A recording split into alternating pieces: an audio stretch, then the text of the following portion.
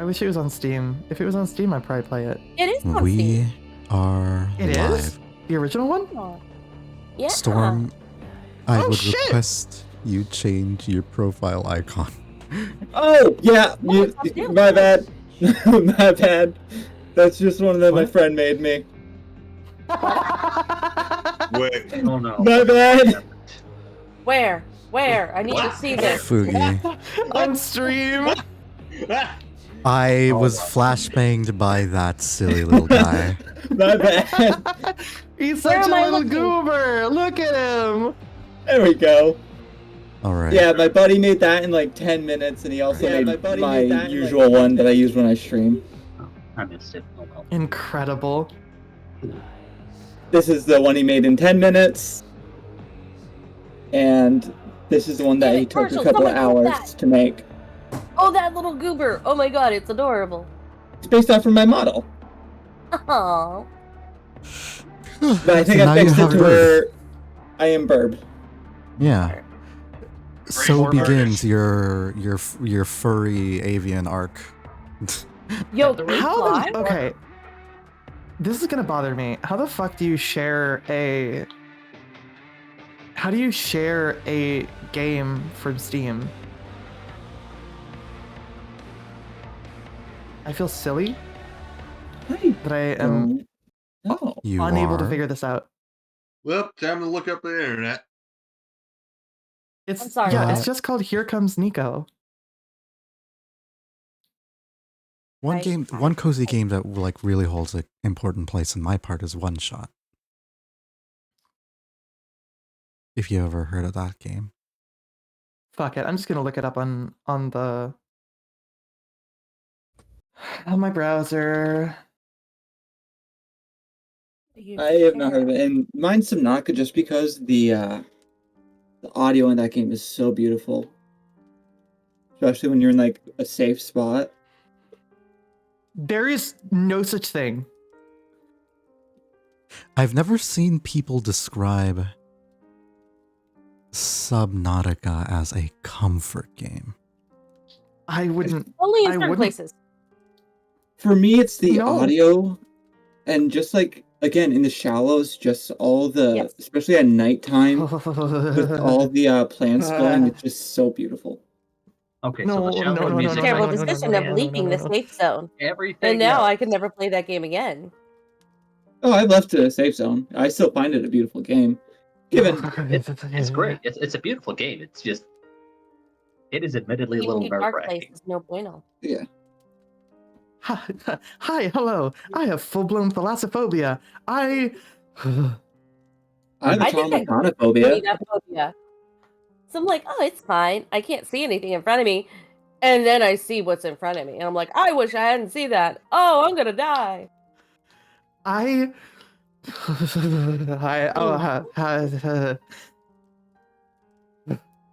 actual shivers. Oh god. Yeah, oh, I yeah, hate mine- it. Can we- Marshall?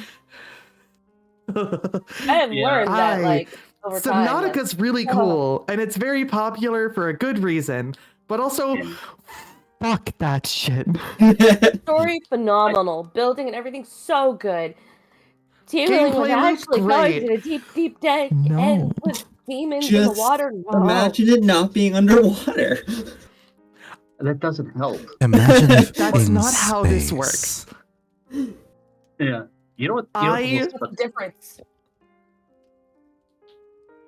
The We're most all nerve-wracking thing I've ever gotten is going in a vehicle and then going deep enough into the right area, and then next thing, the only thing I hear behind me is, Mm-mm. and then I just get EMP'd, It's like if- and then I'm just stuck there. If you need any indication on how genuinely bad my fear of the ocean and stuff like that is, Mhm. like, I don't know if any of you know the like Terraria mod pack that includes Calamity. Mhm. Oh yeah, There's a mod in it that's called the Abyss that turns the bottom of one of the oceans into like its own new biome called the Abyss. I was playing multiplayer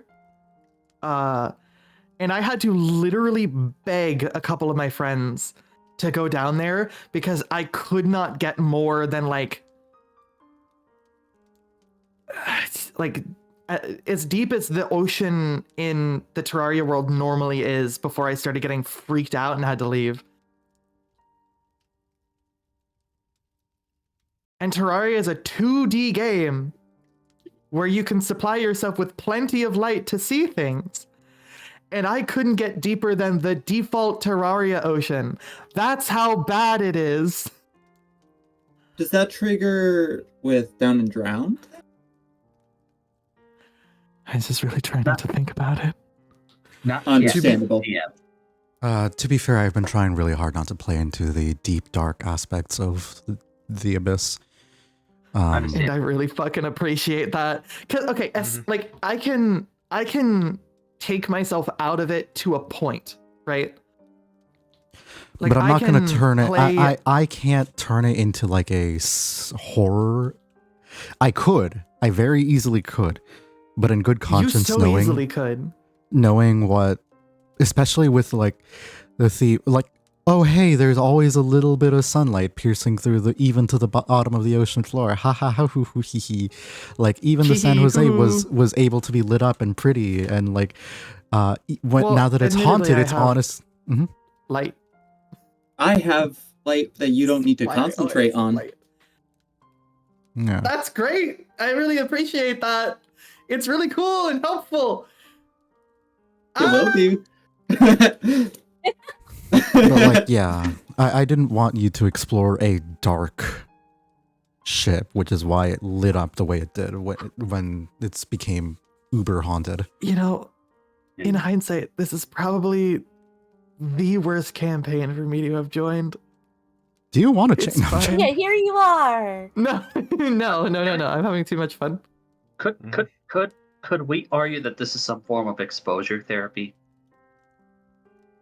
I can argue with Yo, You shut the yo, fuck I up. tried doing exposure therapy for my freaking This is a legitimate arachnophobia, and it question. just made me more scared of spiders. It worse than it. Mhm. You know well, what's that's funny? not how you're meant. You know what's well, funny? how did you do exposure therapy? Because exposure therapy is not supposed to like throw you in a spider's nest. No, I tried educating myself on spiders so I could sympathize more with them, and it kind of worked to the point where I don't really want to kill a spider, but if it's a big ass spider that's bigger than my thumb, I kind of want to murder it, but at the same time, I am so scared of murdering it that it might jump at me, even though it's a tiny little thing, but my brain's like, this is a big ass spider. It may be poisonous. It's Well, huge, even though it's educating tiny. My brain's yourself like, on "It's it is only part of it. There are more. I won't get into this quite yet. But like Big spiders, kind of freaky, but I let the small ones crawl on me because they're funny. Tiny ones I don't mind. But I live in the foothills where there's no tiny spiders unless they're babies. Yeah. And that's rare.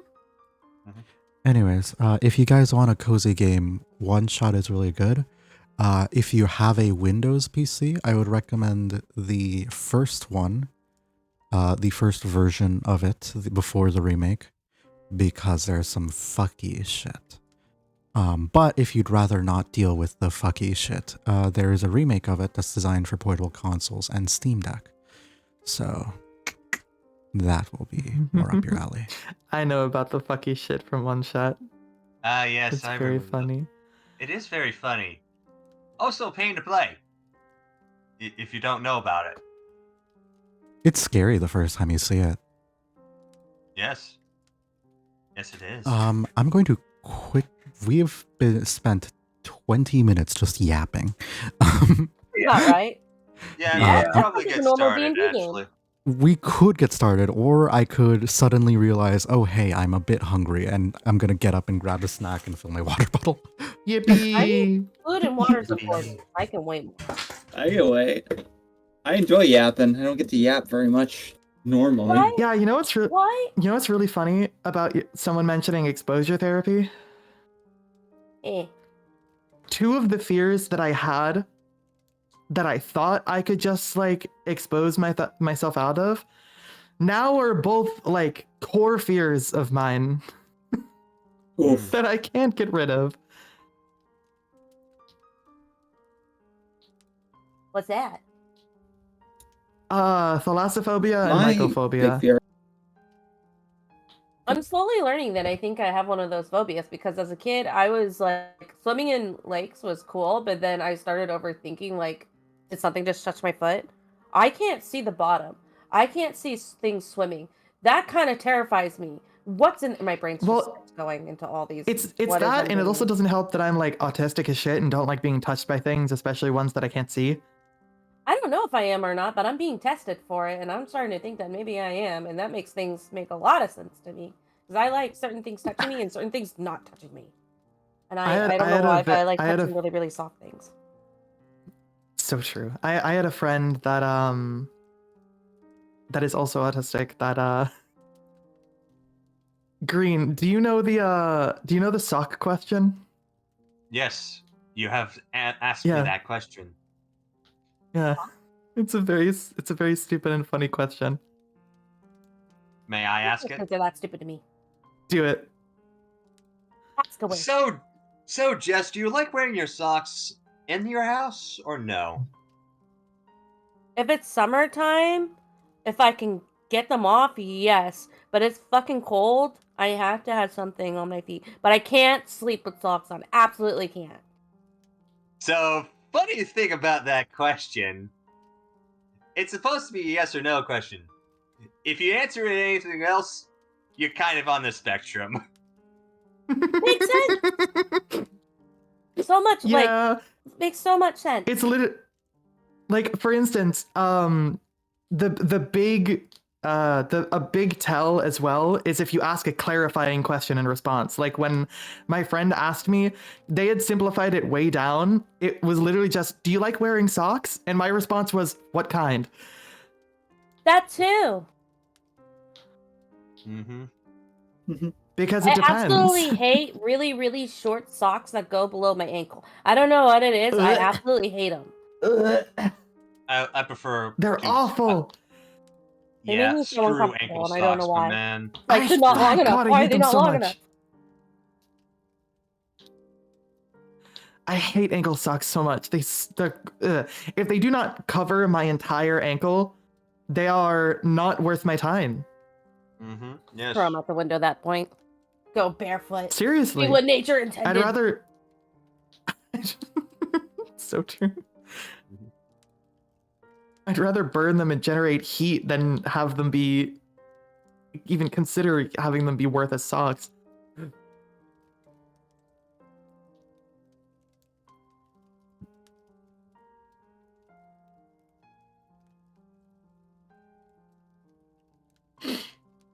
So the main fear I have that I developed as a child is fear of dolls specifically. Ah, I know. You're Mm. afraid of dolls.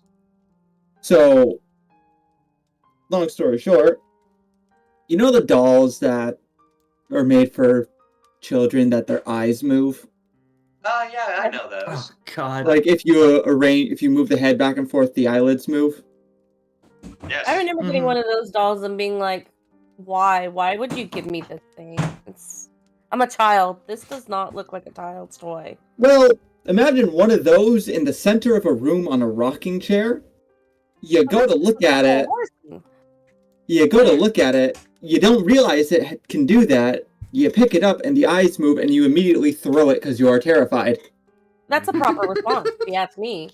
Yeah, it's an understandable response. My grandmother on my biological father's side, my meme, her house is full of dolls that are everywhere. Horrifying. She collected them, and they don't bother me. Sounds simple. But now that I go there, I'm like, yeah, I don't know how I slept. Because when I was a kid, I used to sleep in their bedroom for a nap when I would. Oh, hell no. Her bedroom, the entire walls are full of dolls, and that is fucking terrifying. I wouldn't sleep. I wouldn't sleep. I am back with a bowl of miscellaneous meats. Interesting. That's a choice. Yeah. But Protein, though.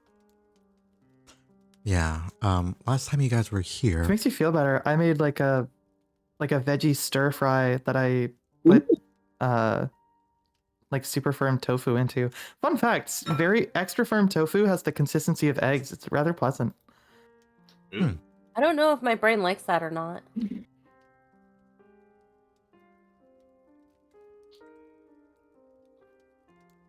It's like it's tofu, but it's not. But it is tofu. It's just fried. We should probably get started. Yeah. Uh-huh. My brain. Do that, please. Sorry, I'm thinking of curry soup now. Anyways, carry on. That sounds delicious. Also, never play Little Nightmares 2 if you have a fear of dolls or mannequins. Mannequins are terrifying because you could be just minding your own business, and the next moment you look up and there's one right there. That's pretty much a chunk of Little Nightmares 2.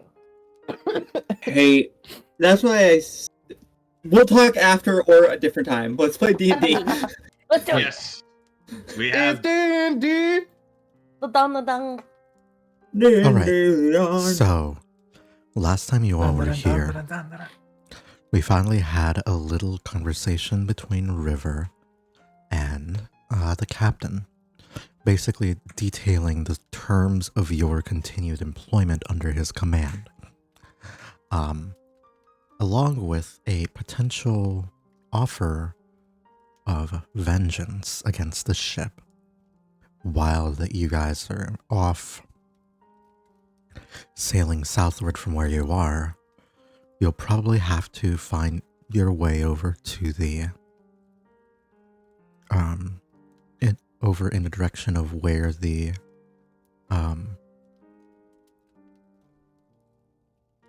how shall I say, where the ghost ship that attacked you and the captain would lie on your way. The two of you had sort of vaguely discussed the idea of finding it and making sure that it can't hurt anyone else ever again. Beyond that, the rest of the crew went on their various journeys. I think Zimnis finally met up with Slink and Mick, who ended up interacting with the strange spirits that seem to have infested the ship in recent Both moments. The boat is haunted, and this information seemingly surprised Zimnis much less than the other two. As you guys were slowly came to the realization that the spirits aboard the ship, while they could gently interact with things, move things around here and there, don't seem to have any violent habits or tendencies. If anything, according to what Zimnis told the members of the crew that were present, including at this point Storm, if anything, the spirits seem interested in assisting in the maintenance of the ship and the protection of the crew. Beyond that, one lonely little goblin, well, lonely is probably not the right word for it, as she met with her girlfriend, had a lovely night out, morning and afternoon out, before you had to get back to work, and it was very cute, very wholesome. Nothing super important happened except for that one thing involving the ring and a proposal, and it's nothing super serious, right? It's No, like you were Yeah, boring shit. Your girlfriend proposed to you, offering you a ring of protection, that also functions as a sending stone, allowing you to granting you a additional +1 to your armor class and saving throws, which now makes your intelligence saves 0 instead of -1. And Yay! God, those rings of protection are good. +1 to saving throws Huzzah are for good. non-negative scores. Yay!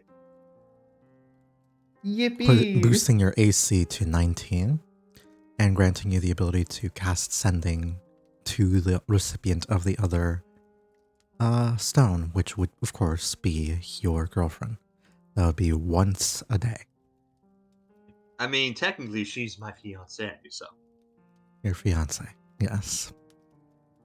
After that, though, you started heading. After you proposed in front of the ship in the sort of scenic market district of Avalon, you started to make your way back to the ship, unaware of the chaos that was unfolding with everyone present. And that, I think, is where we left off. Yes. Unless I am missing anything. I think that covers it. Wunderbar. Oh, what's this? Wow, weird that you rolled a question mark. Yes. If you are hiding the results of your roll, it do that. Okay. Yeah, I do a self roll every time we start a campaign. I forgot to do that until now. It's a luck roll. It's a 16. By the way, I rolled a 16. Okay. So with that, Zemnis is gonna bring up something though. So, with all of this in mind, there is one thing I wanted to discuss with you lot. That is, now, aside from the captain and the first mate, aware of this, that's 6 more crew who are aware. Question to you is, should we leave it up to the rest of the crew to figure this out, or should we, one by one, inform them of the situation? I would like to, at least for Marco, opt for the former. The poor boy's been through enough shock as it is, and giving him this information and gently informing him is better than him figuring it out while they're standing there at the foot of your bed staring at you, and yes, that is how I found out. That sounds fucking terrifying. As you say this, you will hear one of the Bunny brothers, sort of, that were still upstairs, like, sort of look out and say, "Oi! Someone else is here."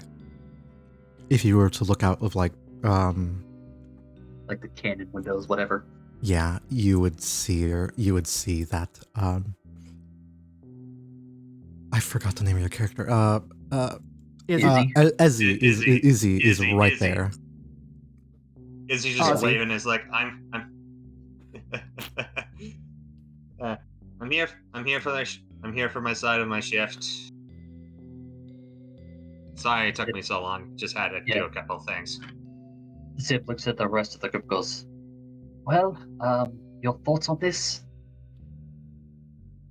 I mean, boat's on it regardless if we want it to be or not. So I feel like it's better to let everybody know that we found this rather than, keeping it hush hush. Fair enough. All right. He kind of hollers to There Milo. isn't really a "Oh, sensitive way to tell someone that the vessel that they're going to be on for at least another week or two is full of fucking ghosts. Yes, and luckily for us, they're not malicious, so that makes it all the better." They found out Well- one way or another, yes? As you are looking at there, see that Miles said, "Oh, people here," and then nobody came out to greet you. They're still just like talking on the ship. Yeah. I'm coming. Do I have to roll another 1d100 to try to fix that mirror that I tried to conjure up? Because right now you said it was correct. The mending spell, to create a magical mirror in the way that in order to see into the ethereal realm, yes, but to just repair the broken mirror that isn't really worth too much, no. Okay. I will waste another rage just to try and get that 6 again. Okay.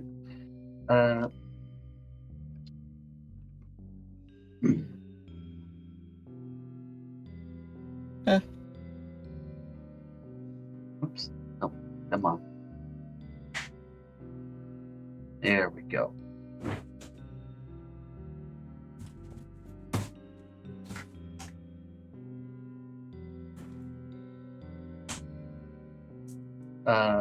Sam's got to look over to Mick and go, you want to take this one or should I explain it? I got it. All right. Hey, Izzy! Hey, Mick, how's it going? Boat's haunted! Facepalm. Wait, what? I immediately activate divine sight. Yes! It's all right. It's all right. Just come up here. Just come up here. We'll show you. Finally, the fucking paladin is here. Yes. Wait, I'm sorry, Wait, it's what? just like, it totally makes sense why she would be the last one to arrive here. Yeah, fair enough. yeah. Ow! Wait, Cool. what? Nothing's What's happening. It's like, it's all right. I promise you that they mean no harm. Just follow me. No, what does the divine sense say? Oh. Shit's haunted. Celestial fiend are undead. I mean, ghosts are Yeah. undead, so... Yeah. Of course, I am not a good streamer and left my ringer on. The presence of strong evil resonates to you. What does... Okay, well, I'll resolve the rage roll and the... but divine sense was rolled first, so let me just do that.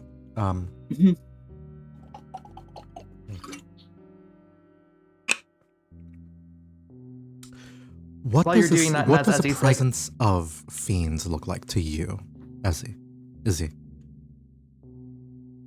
Like, what would that look, smell like, or sound like to you?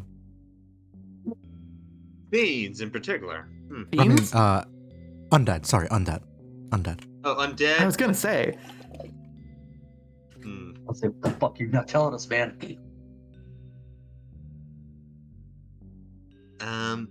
The sense of undead to Izzy is a weird sense of dried cinnamon. She doesn't explain. She doesn't know why it's cinnamon in the thing in the first place, but it smells like cinnamon to her.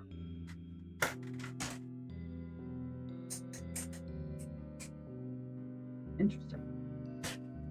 You get that effervescent feeling, smell of cinnamon in your nostrils. It's not so intense that it would choke you or you're like sneezing or coughing, but it is faint enough to tell you, well, give me a Arcana or Religion check, and that'll determine how much information you can parse out of this sense, but there's definitely something here. I'm gonna flip a coin real quick to see what to choose because it's the same modifier either way. Yeah, and as you're like walking onto the boat and like your divine sense is spreading out, Mick is just explaining 11. further as 11 on religion. I forget, did we gather that this is probably the previous crew? I think you did. I believe we did at the end. Yeah. You had your little flashback. Yeah. An accident at sea. Right. Thank you. I'm just explaining. Go ahead. Yeah, just explaining it all to Izzy. as he's just kind of taking all this information and is just thinking to, and it just makes a small blurb of. So that wasn't a dream that night before we got here. Okay. Beg your pardon? One of the ghosts kind of visited me when I was almost conked out a few nights ago, and said something about being in protection. Oh. I there you go. honestly, Ooh. I honestly thought it was just like a weird visional dream that I get from, well, I get pathetic nightmares once in a while, but I'd rather not really go into that mess. Fair enough. The- Well, thank you, Twitch. I did know that Boop was streaming. That's crazy. Yeah. Boop is streaming? That's wild. Yes. it is Wild. crazy. I didn't know. Unbelievable even. Anyway, So, what is the result of my role of religion? yes, the Well, doubling back a little bit. Sniff. Storm, what Sniff, does sniff. your intangible spirit look like? I know it's the recommendations, but So I'll leave it to you. he's probably just looking around when he does it. He probably did it above deck to see if there was some here. His eyes would all of a sudden flare like a deep purple color, and then probably like around, say there's an actual seagull here, where like right where your Yeah. cursor is, there's the seagull. Outside of the seagull's shadow, another shadow like comes out that is a raven that kind of just explodes.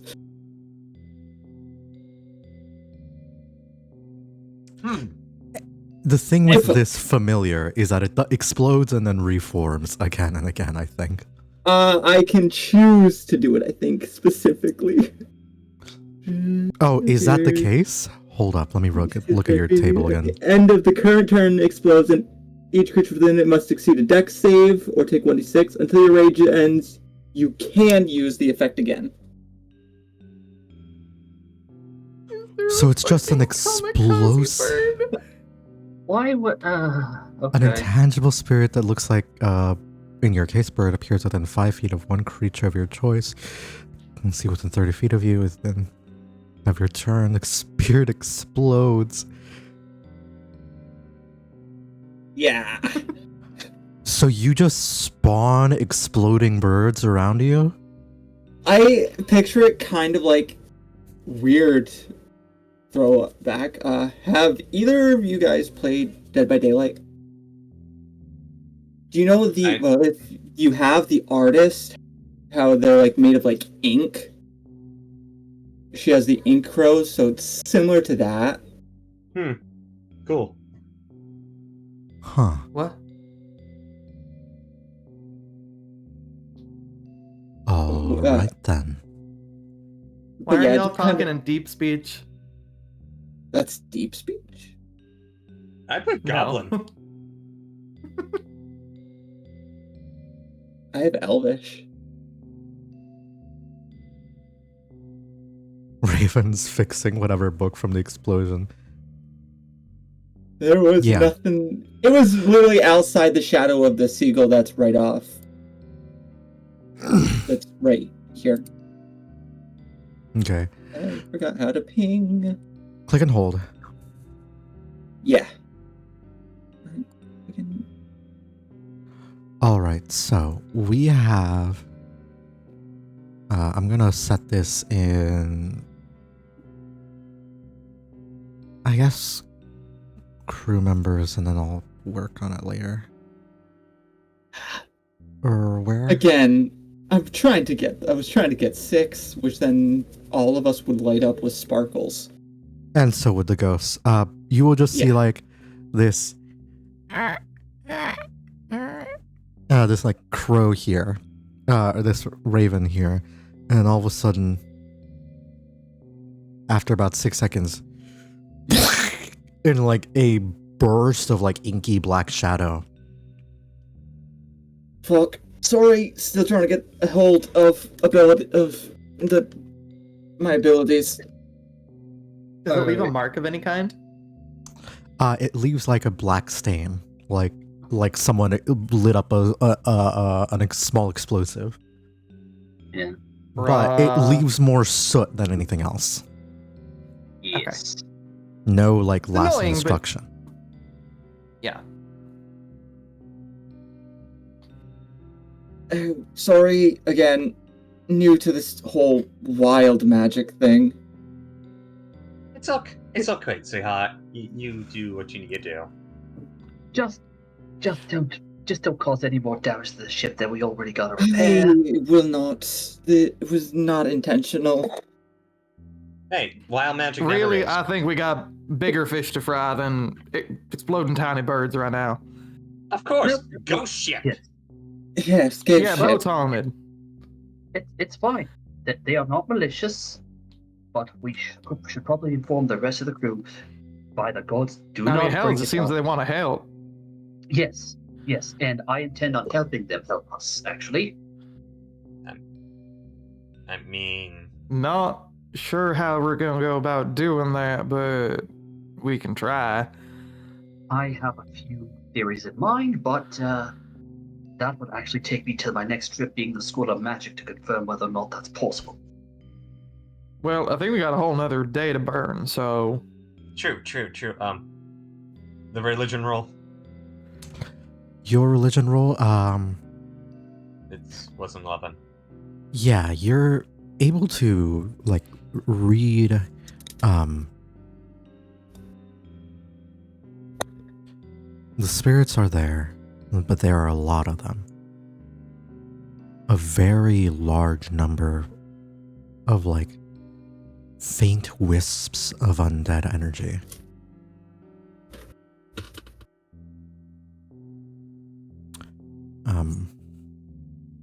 It's not something that you've necessarily it's something that you might expect to find in a graveyard. Passive amounts of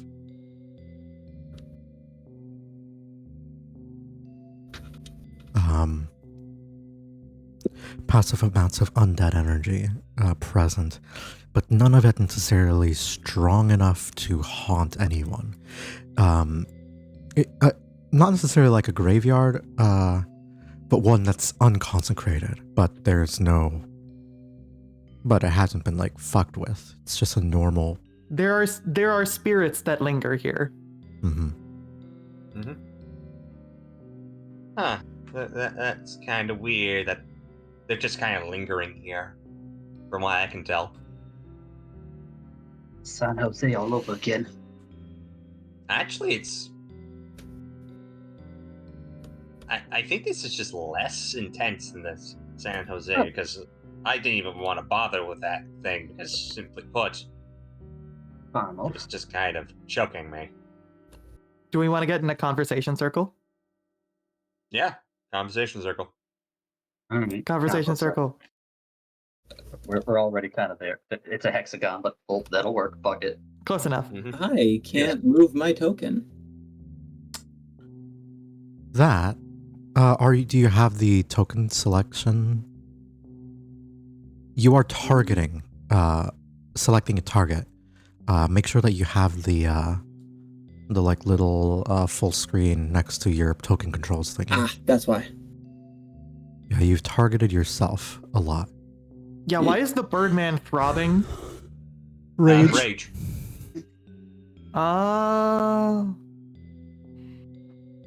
Rage would explain the throbbing.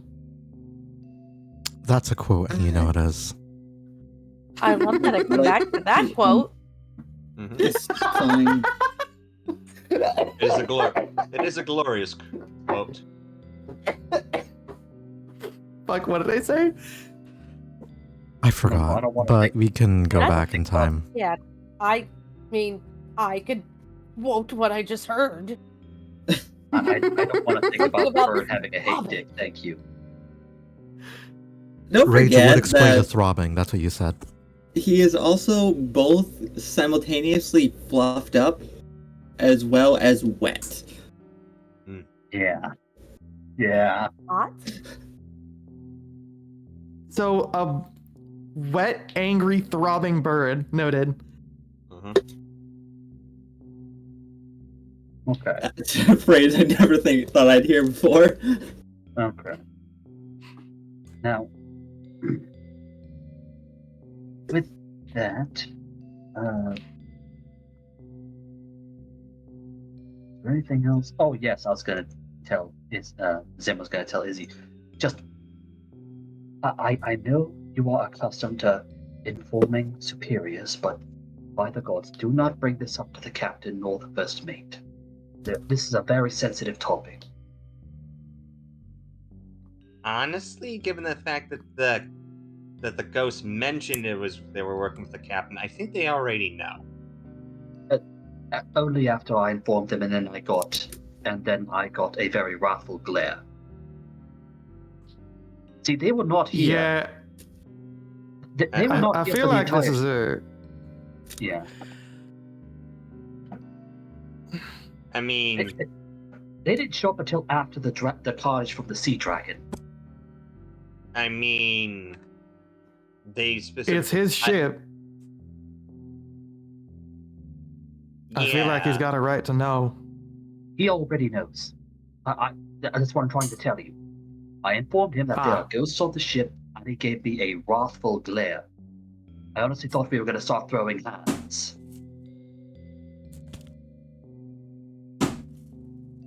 I think I'd like to see that fight. If we do, I'd like it to be a gentlemanly challenge, other than something out of pure hatred. Personally, that's all I ask. Sometimes you don't get that, sweetheart. But still, let's focus on task here of ghost on the ship because of captain. Sort of.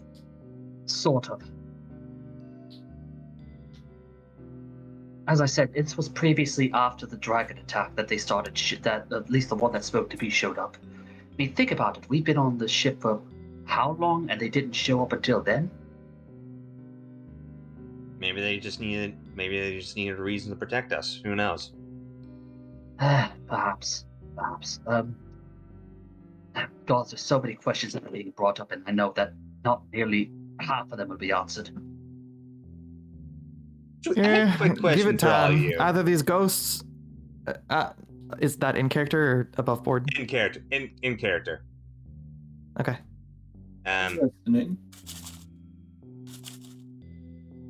Have either of you seen Russ, my pig? Shit.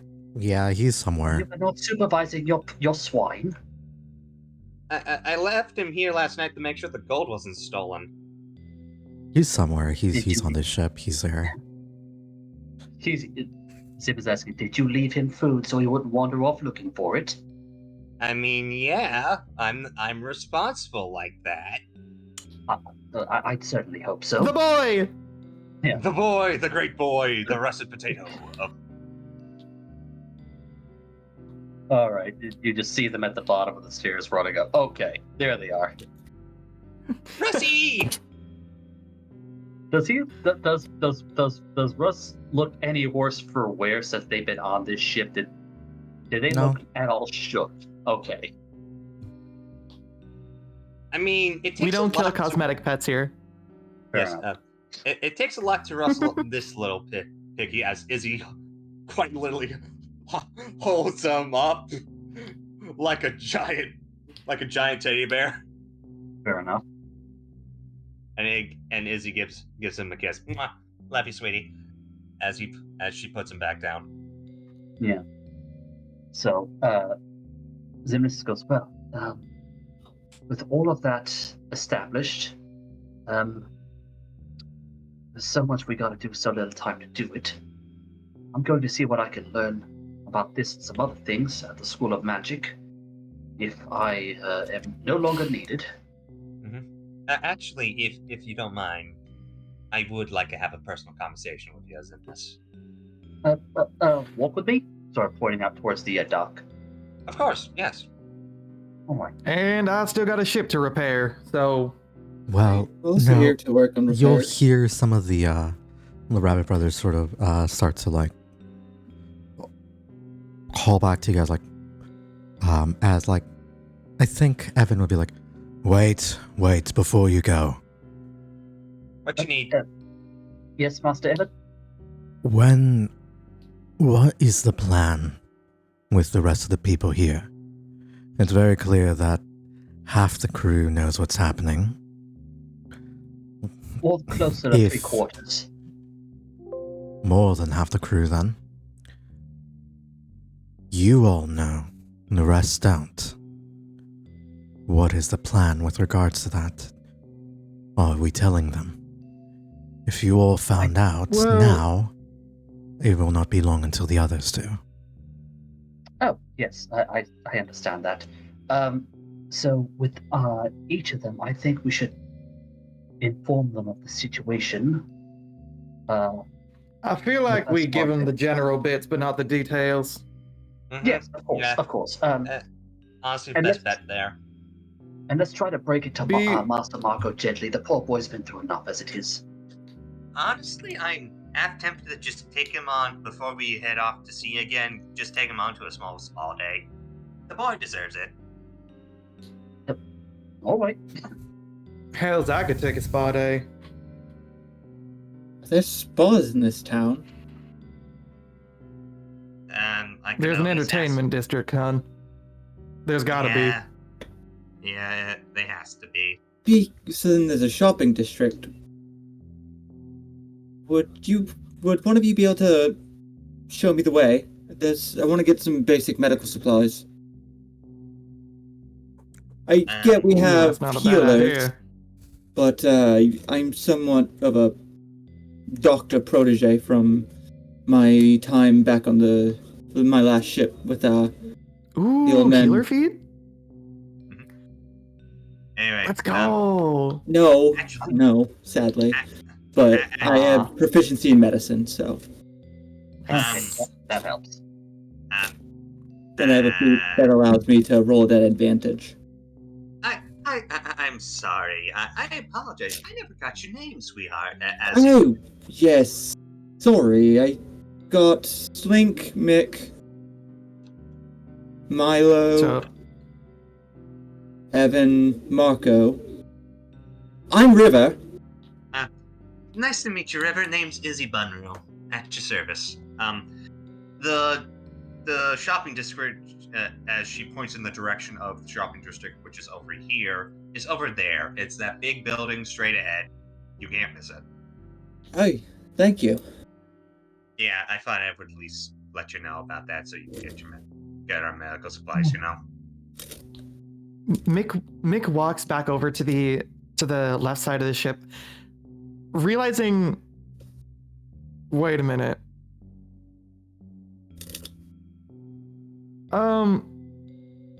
Slink, didn't you say something about some under the water trying to grab you? Yes. Slink looking hole and then start swim up and then they try grab.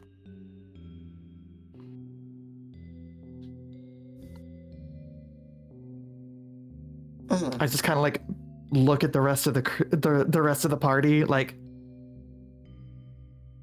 Wait, under the yeah, I don't think that's I think that's the ghost on the ship. no, yeah. Wait, there are more. Seems it. If only I could. Hang on. Nick, take that side. I'll check this side over here. As he just kind of, you don't see Mick like you don't see Zemnis like disrobe, but he does disrobe, and just kind of sets it on the railing, or he just dives in. Oh, this again. Zemnis, no. As he's trying to make sure he doesn't go into the water. Madam, please, we can't do any repairs if there's something dangerous lurking under there. That's why we Yeah, go but- as a team. Yes. I would agree, but I have a slight problem with the water. Slink will go back What's in. that? In the fact of I can't breathe underwater. Zem is just gonna Well- hand him the hunter shark cutlass. You can now. Okay. You can now. And you won't be attacked by Really? sharks. That's always a bonus. At least not by wild ones. We got rope. I imagine we got at least a couple 100 feet of rope on this ship. Why don't we tie ourselves to the ship so we don't get dragged down? Yeah. That's the plan. Okay, as Izzy starts tying on the railing of the ship with her. Can I'm trying to give River the hunter shark cutlass. Do I just drag it over to him, or? You have to be melee distance. Yes. Oh, whoops. Okay, my bad. Typically, Yeah, you just walk up and you can hand stuff to unless them. you're DM, in which case I can go Yoink. break the laws of reality. Giving. You now have the hunter shark cutlass. It grants you a swim speed and the ability to breathe underwater. Perfect. Even just the swim speed, though, is good enough for most practical situations, Yippee. especially if you have a high con, like barbarians are one to do. Yes. And well, as long as you're not a caster and have to speak your spells. Which case, you get one spell and then you start drowning. Yeah, what does the cutlass do? I forgot. It repels sharks from attacking you unless you attack them first, and it deals an additional 1d6 damage if they're missing HP. Nice. Holy shit.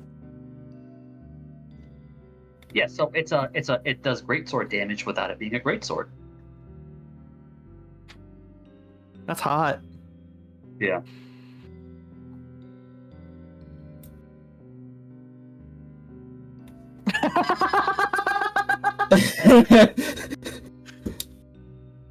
Constitution mod is stored in the ass and thighs. I Is somebody see. like clapping to the beat of a song, or is that just Zim's cheeks doing it again? I love that we've established that Zimnus has the femboy build. We love to see it. Yes. So true. All right, Zimnus everybody canonical femboy. Got it. We love to see it. Yes.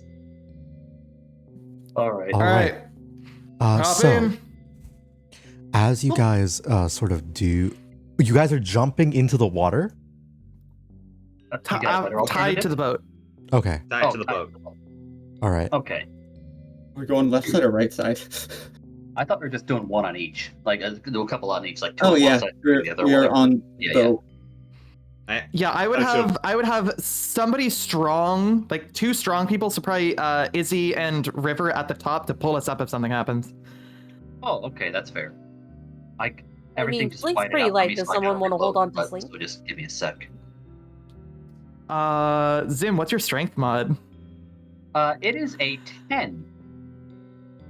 Izzy's a 17. Izzy's a 16. I believe. Yeah. mine is So also I have 16. I've got a whopping I could 8, pull Laura so- out of the closet so that she can pull you guys. That is true. That is true. 15. True. I somehow got attached to my pigs icon. I don't know what's going on here. It's a nice Press background. escape. Let's Press escape have- and then click on your token. Thank you. All right, Slink, what side do you want to hop off on then? Because I got lights that can spread out to give us more than enough light. It won't be a I would lot of light, but it will assume- be a good amount. I I would have. assume Link would go on the side that she originally got touched. As much as she doesn't want to, she wants to be able to show her Which friend. would be my So side, I make the believe. sacrifice. Over I on the was left here. The left side. Yeah, over with me. Y'all are fucking insane. What made you think we were sane in the first place? Yes. What else would we do? We got to Let figure me- out what's let me- trying to grab us, because we got to repair the Okay. boat, and I don't want the Bunny Brothers going down. Let me They put could this- also hold the rope. Let me put this in perspective as well. This crew is made up of some of the crazy sons of bitches because we were already going on a job, going into the depths. Yeah, I know Nobody you guys in are my mind would already take the that. diving crew. And- I'm aware. And needless to say, none of us are in our right minds if we took up that job. That's all I'm saying. Yeah, I know. Very true. Okay. We've All right, I'm going the to Bunny Brothers will preemptively- say like, all right. Evan's like, Milo will say like, all right. I've got you all secured to the crane in case something happens. Perfect. Don't die. All right, don't die. That's course. very, very bad. The thirst. Don't Got it. plan on it. I If there's appreciate a the vote of I confidence. I really hope nothing bad really happens, because I do not want to have you deal with my fiance's wrath. As Izzy jumps into the water. I'm sorry, And if what? there's combat, might as well. As Watch you Of course that'd happen. Oh, as you do, like, wait, I thought she wasn't married. Why would a married woman go on this mission? Let's go if there's a Common sense possibility isn't of that combat. I'm hopping down this, and the second my body makes contact with the water, dancing lights just immediately under the ship. I got dark vision. So Izzy, Fuck it. Izzy has dark vision still. I'll activate it underwater. Okay. What is it? By frost and flame, may all my enemies be slain. Yes. You will suddenly feel like your sword glow red hot, because presumably you're using your fire version right now, yeah? This is the one that is it's the blade is frozen and just flame The licks frost at the burn ice. blade, yeah. And it, fire expands, covering the weapon's edge with flames, shedding bright light in 30-foot radius and dim light in additional 30-foot radius.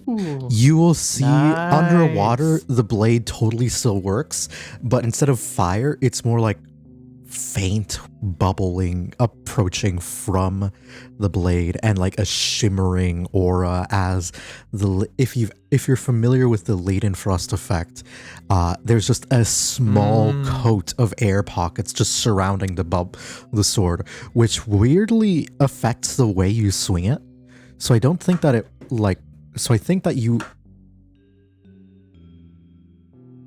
think that things that like are affected by the latent frost effect fall through water faster because they aren't falling through water as much as they're falling through air. Unless I'm wrong, but either way, it's a very weird and neat effect. And you all go down into the water. As you all do.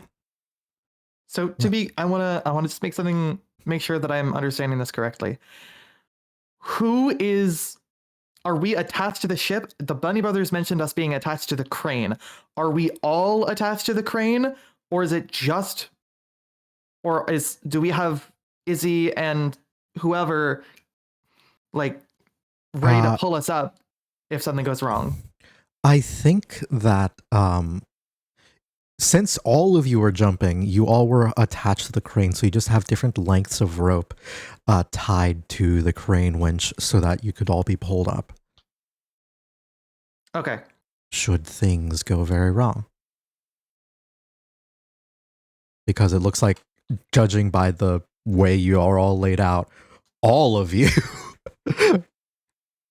jumped. Yes, and Okay, Izzy well, as has long as- dropped. Go ahead. Yeah.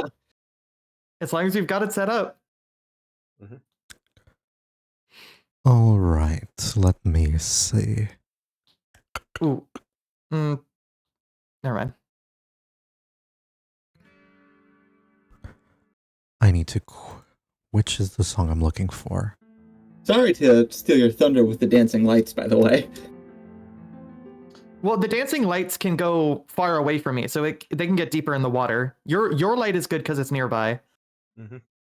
60-foot radius of light. Yeah. 60-foot radius total. My lights have a range of 120. True.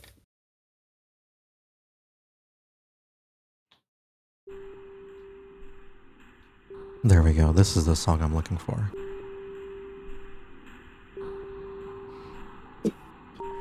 You all I will... think it has 120 feet. Yeah, 120 feet, and then each of them shed 20 feet of light, so total 140 feet of light. Well, sort of. 10 feet of light, but then they have to be 20 feet. Can buy another one.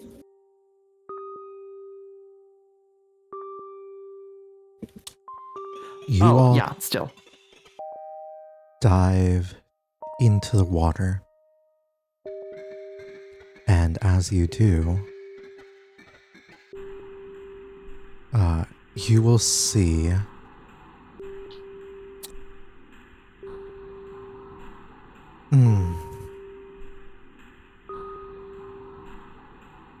you are not very deep below the surface, maybe 5-10 feet deep at least. And this harbor, it is deep as well, but you can still see the bottom through the light of the sun. But as you look around, there's nothing too extensive here initially. Who among you has the highest passive perception? Definitely not me. I have a 13 passive perception. I have a 15. Then I will say Slink. What's mine? You can look Wait, at your how stats the and then the fuck- number. Oh, right, expertise. I actually have 15. Slink and Mick, the two of you, How? the more perceptive of the group, look around and you start to see small red points in the water.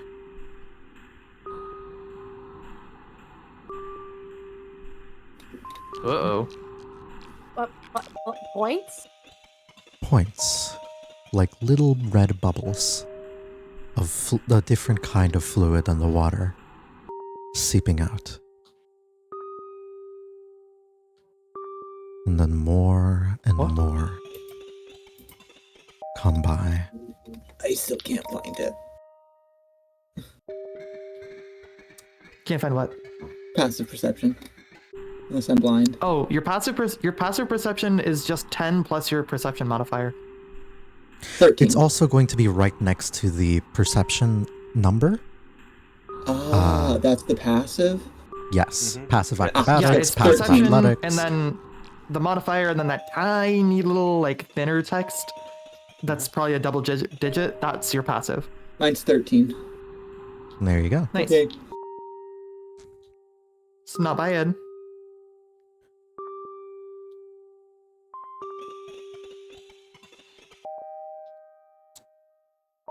As Link's you gonna follow the bubbles. as you look at this fluid, you dive a little bit closer to the ground, to the surface of this harbor here. And I am really is anyone quick. else going to follow? Oh, fuck, I can't. We'll follow. How far does the light of River's staff go? It was, sorry, not staff. The halberd / glaive. 30, 30 feet. 30 feet foot total? right, 30 foot dim. Just torchlight. Okay.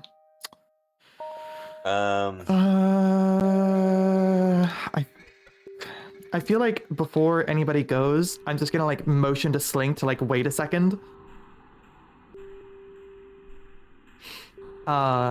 And I'm going to use the dancing lights that I have out, and I'm going to push them all kind of like clumped together so I get like as big of a surface area covered in light as possible, and I just push them slowly down towards whatever we're looking at to get it a better view. You push it slowly down, more and more, and I think you see where the source of this is. Hey, Green. Yes. These sorts of harbors are pretty deep, a bit, and through the wood and all that, it was sort of blocking it. But I think even without, like, using your divine sense necessarily, you start to get that smell of cinnamon in the water.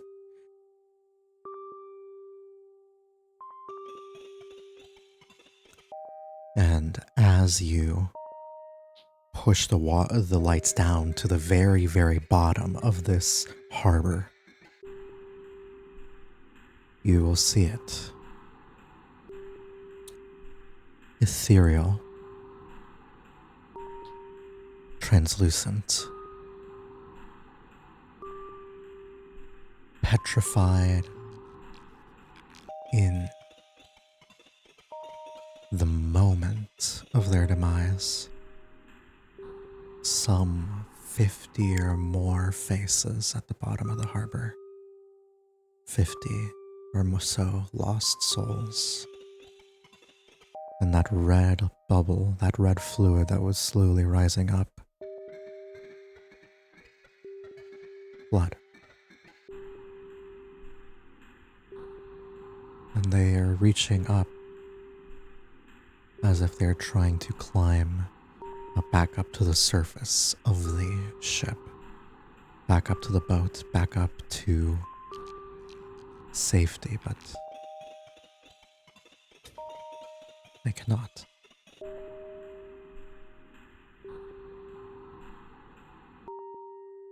Did you say they were moving, or are they just like still in whatever pose they were They're when they died? still in whatever pose they were at, but you can still see in their death throes they were trying to reach up.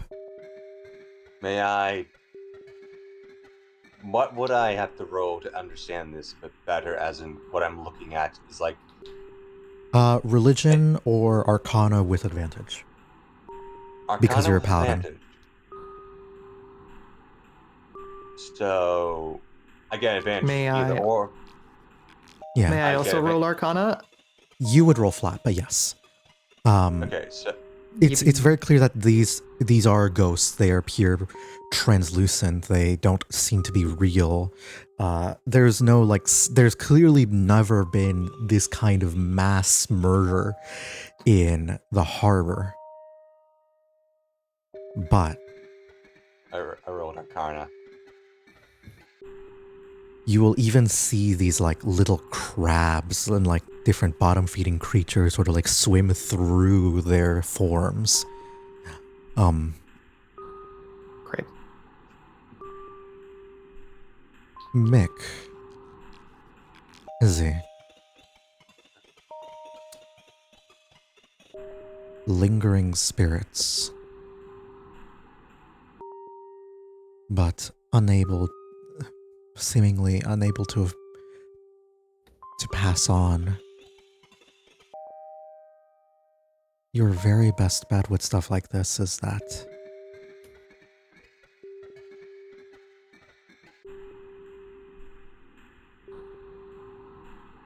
actually, Mick, in this particular instance, roll again and we'll take the higher one. You would also have advantage because of all your Oh. fuckery.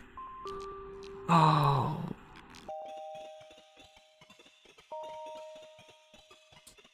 That's an 18.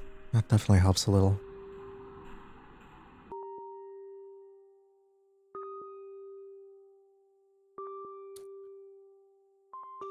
You will see them,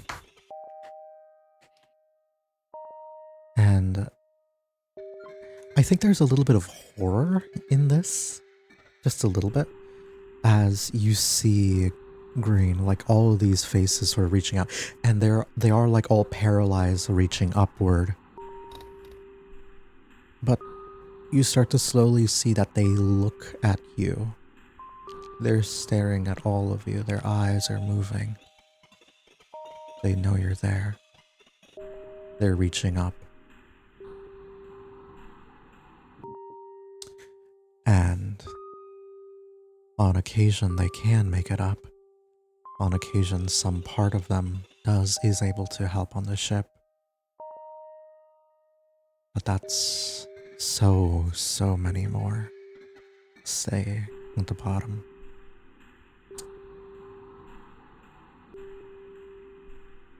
It seems like however, it seems like whatever's happening You don't think it happened here. This looks more like a memory. These spirits are tied to a person or a thing. But again, these things were new, even after the San Jose. Some permanent, powerful bond must have summoned them.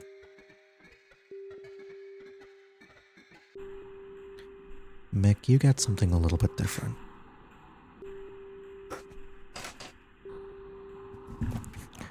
As you feel an arm, a hand around your shoulder, cold and skeletal.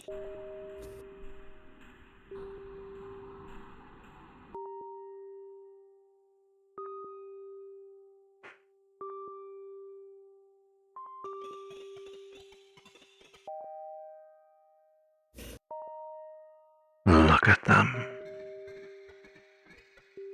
All suffering. There are those that would call me and my domain one of malice and evil. But there are greater sources of darkness than being left, than being taken by me. What's worse, much worse, would be if they weren't.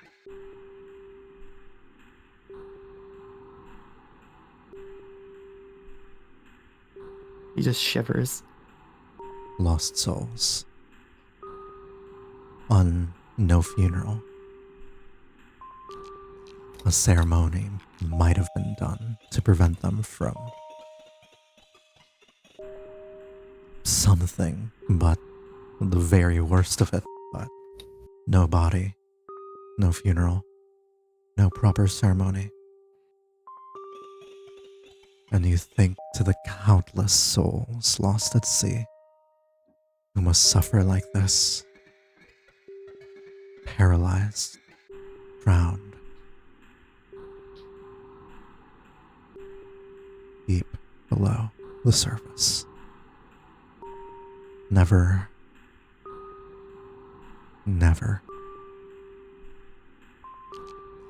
reaching any form of afterlife. Because there is nothing and nobody who will save them.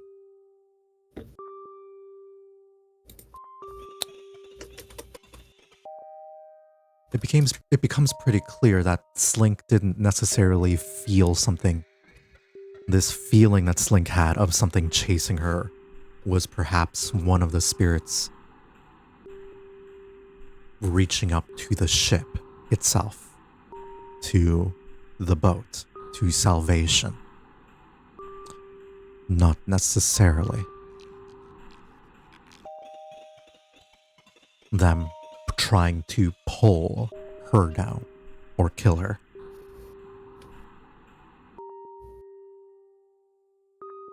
Do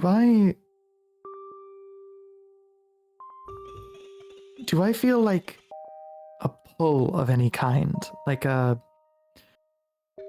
Do I feel like there's anything I could do or anybody in my immediate vicinity that would actually be able to help, like, disperse these spirits? Or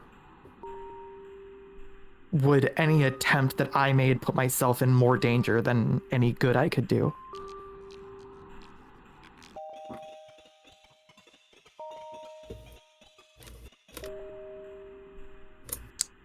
With your 18 Arcana, you know the stories of ghosts.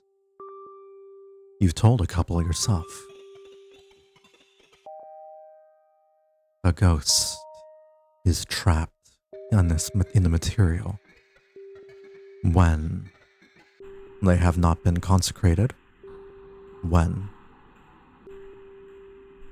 they are forcibly pulled here. And when they're the object of their torment still remains.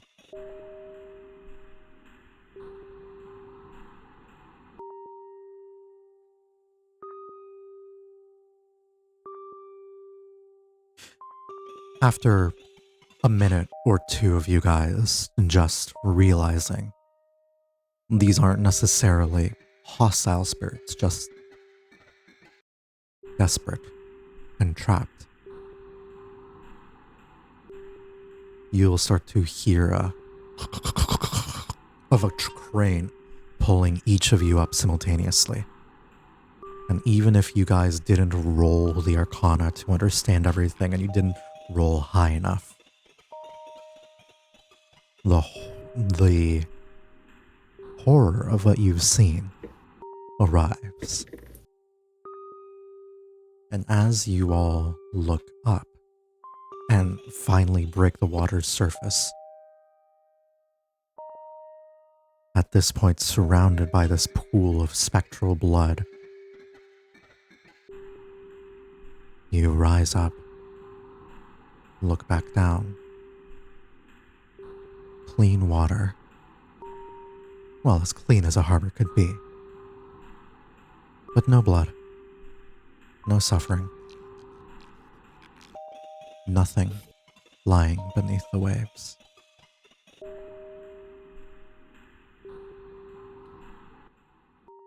Mika's just like has a hand like gripping tightly the shoulder that he felt get touched. As you look up though, you will see everyone slowly get pulled up, like, all right, one at a time, what do you see? And sort of approaching the harbor and the dock is the rest of the crew sort of like coming by to relieve the whole lot of you from your shift, including the captain.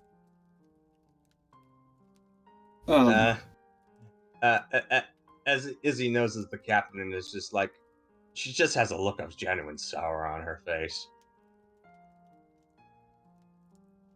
It's like she's visibly just kind of sad. River would be clenching a necklace that he has inside the fluff of his neck, but just kind of looking disgusted and sorrowful at the same time. As well as you could see a slight hint of anger.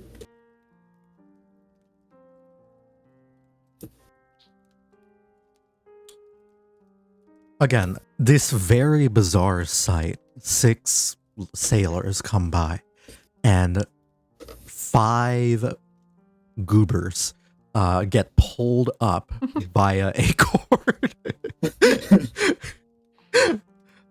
Like by this crane that's designed to like pull up like a 1-ton diving bell.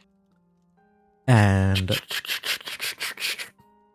something like, you see the captain looking up at everyone like, does that work for fixing the ship? We were investigating something underneath the water, see if it was affecting the ship. It was a hole. Oh. How is it? We're working on it. Good on you. Yeah.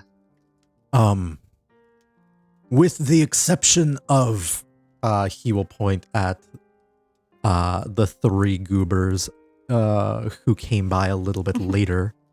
Actually, brilliant. no, you would probably be free too, Crowman, because you came by a bit earlier than Zimnus, and and Green. Izzy. Yes. Oop. Yeah. You're all free to take your break, get some rest, unwind, eat something. Take care of yourselves. We don't want anyone getting hurt.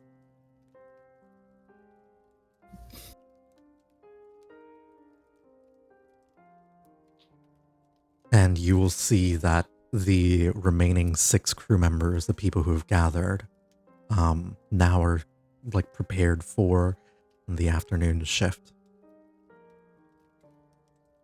And then he'll look at the 2 like little bunnies and say like, that includes you, Farleys. That includes the both of you too. Cap, are you sure that... Yes. The both of you work. Now eat. We'll figure it out from here. Mhm. If there's anything specific you want us to know, tell us. Otherwise, we know how to maintain a ship. The basics of it.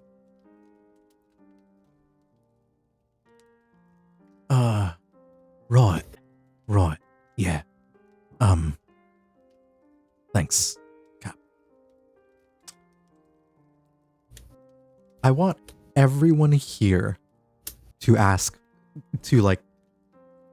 they are going to try to play off as if nothing has happened. They didn't see anything of what happened below, so for them, nothing has happened. But for the 5 of you, I would like you to roll me a... If you want to hide your expression, the very clear signs of sorrow and pity on your faces, give me a deception check. May I roll mine at disadvantage? Only if you think that is Yeah. appropriate. It feels appropriate for Izzy to have roll at disadvantage at this time. Yeah. To try, but you're You said really to- bad at it. I Said don't know how deception? it would be because the mention of food kind of like changed Ah, her mood as well. a I'm not sure how 17. to go. The lowest is a 17. Yeah, I feel like The- Slink's just rolling in neutral. It's like, oh, that's so sad. Oh, food. Cal, if you... Okay. You're no stranger So to death, relatable. though. Your backstory's sad as fuck. Exactly. I'll let you roll with advantage, though, just for the silly. Okay. Thank you, because that was shit. Let me just roll one more time here. Oh, Oh, my hell yeah. fucking god. God. I'm sorry, I bumped you. It's like the fact that I rolled a 17 on a disadvantage, that's funny. I would have been at a disadvantage regardless. I mean, Gotta I love mean, just believe exhaustion. she's seen her members, like, when she was with her clutch, like, oh, man, you know, that other guy we seen yesterday, my brother, oh, he died. Oh, well. Oh, look, another egg is being hatched. God, that's a little fucked. Yes. There are a lot of I have a lot of NPCs, holy shit. Yes, you do. Okay. I forgot how many fuckers we have. Too many. You're actually missing one, technically. Who? Laura. Laura. Oh, yeah.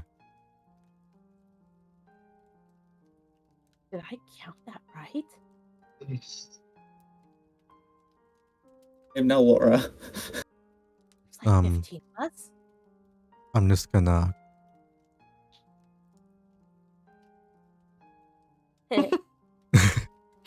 They don't exist. They got hit with the... So true. Turns out it was Triana who was helping us this entire time with this DC adventure. Yeah. Just an... Never mind. That's terrible. Yes, It's- anyway. It was so dark under the water, you didn't notice she was black. Yeah. Anyway.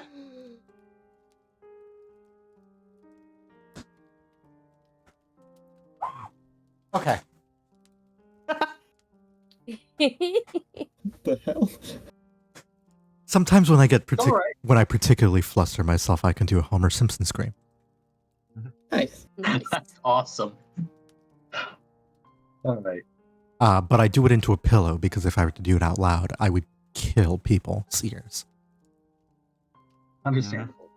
But the captain looks around and River. Let me look at his passive insight. Yeah, it's definitely higher than 3. But is it higher than 11 though?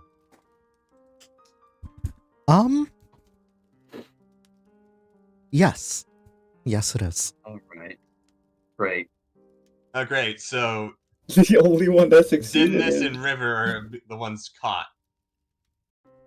Well, he clocked us at No. least. And also Mick as well. Yeah.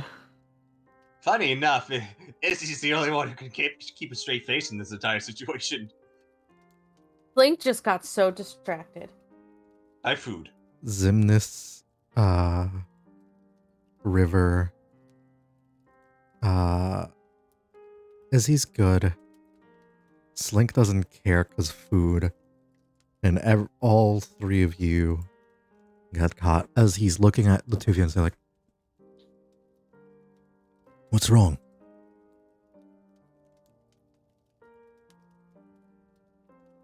Sidnus is gonna look at the other 2.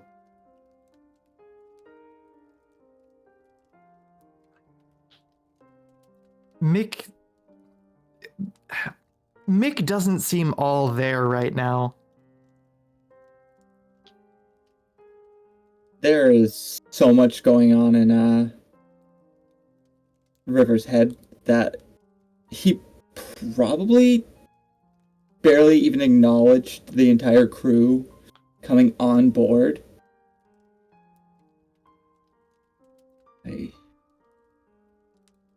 All right. I suppose it's Yeah. going to be up to me. He No. sort of takes a step. He just takes a step. No, I can say stuff too. It's just, guess the Morrigan has been busy.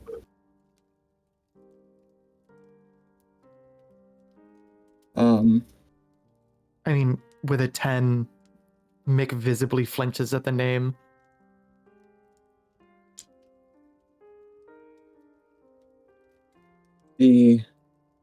Well, for one, since everyone's here,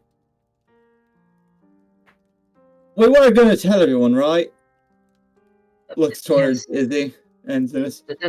There's no point in. We're all gonna be on Ship's this haunted. mission. Yeah. Facepalm.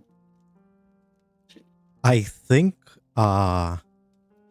Triana looks wide-eyed and like, what the fuck did you say? Ship's haunted. Let me quickly go through the reactions of everyone else here.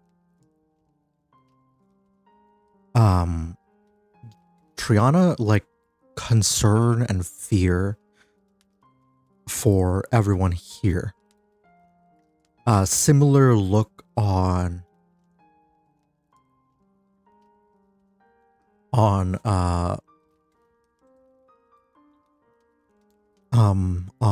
the boy, mouse boy Marco. Ali is looking like almost like too casual and flippant about this. Okay. Alan looks, his eyes narrow a little bit like, oh, and you can see that his hand is hovering over his side as if he's expecting something to happen. Like he's ready with his packed weapon if it comes to it. McSquiggles kind of hides behind the captain because he's a small little dude and doesn't like combat as much, even though he's capable of it. And the captain allows this, but still their positive demeanor switches to one that is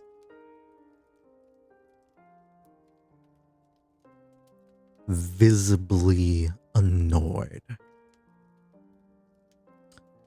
I had a question that Incredibly popped so. into my mind earlier. Mhm. I was able to, I think I was able to assume that it was from the captain before. Would I more? The question that is, would I be able to decipher the? I guess he wouldn't be able to decipher the class of the captain, would he? I saw the flicker of necromantic energy. I don't think that mechanically you would know like what a battle master is, what a arcane archer would be, what a Yeah, berserker the only would reason why I was be, thinking that sort is of thing. because, yeah, I was thinking like barbarian I would game knowing allow. game, sort of. I don't think like you would have a name for subclasses in universe. Yeah. Typically. And it's not something that you can just tell at a glance without seeing their abilities firsthand. Yeah. Okay. But if you I would figured- like to try, I would allow an insight or arcana check. Or actually, still- whatever check you believe would be relevant. And if I say it is, it is.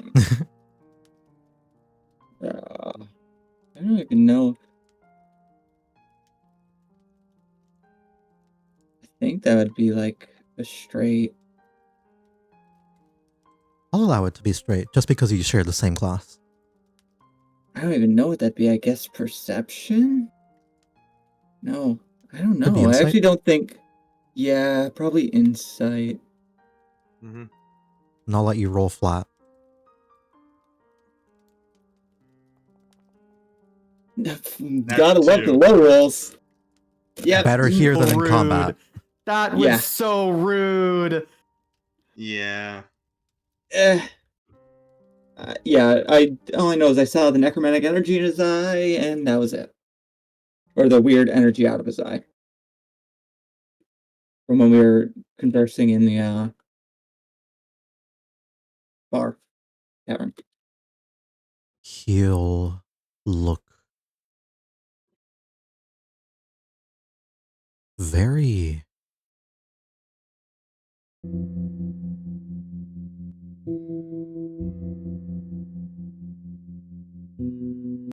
this isn't the right vibe. Yeah, I didn't know why it became a noir film.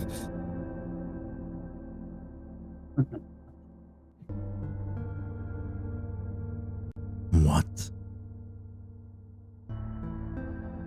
The look on his face denotes anger and almost like he himself would about to rage himself, but No. If what I understand's right, from what... Did I hear you guys call Zimnus? Yes. yes. I assume points to Zimnus said that our ship is sort of haunted with a ghost crew, but a friendly ghost crew. They're quite passive. They don't want to seem to harm us. Zimnus is gonna use his hand to gesture Alan's hand down, like, easy. It's all right. No need for that shit. They're ghosts. That's literally what I'm supposed. Looks visibly frustrated. But fine. This isn't. Yeah. This is nothing like what we encountered at the San Jose. They're by no means malicious. But they are active. And they are capable of speaking. I was only able to see it for a brief moment of time. I was able to sort of teleport through the ethereal plane a bit earlier. I was able to see them better. If I have one other chance. I could sort of try to show the entire crew, but there's no guarantee. Last time I tried, points towards the explosion on the sidewalk. It didn't go according to plan. I have when I get in a battle frenzy and start enjoying myself in combat, I sometimes have magical effects happen. I think one of the effects I have would allow me to highlight any friendly within, I believe, 30 to 6. Hold on, I gotta figure out what it is. Immediately around me, I could highlight any friendlies. However, again, it's not a guarantee, but to what... Do you need help controlling some magic? Yes, I don't have quite control over it. You will see that it is Ali who ends up speaking up. He's the one who sounds like Khajiit has wares if you have coin.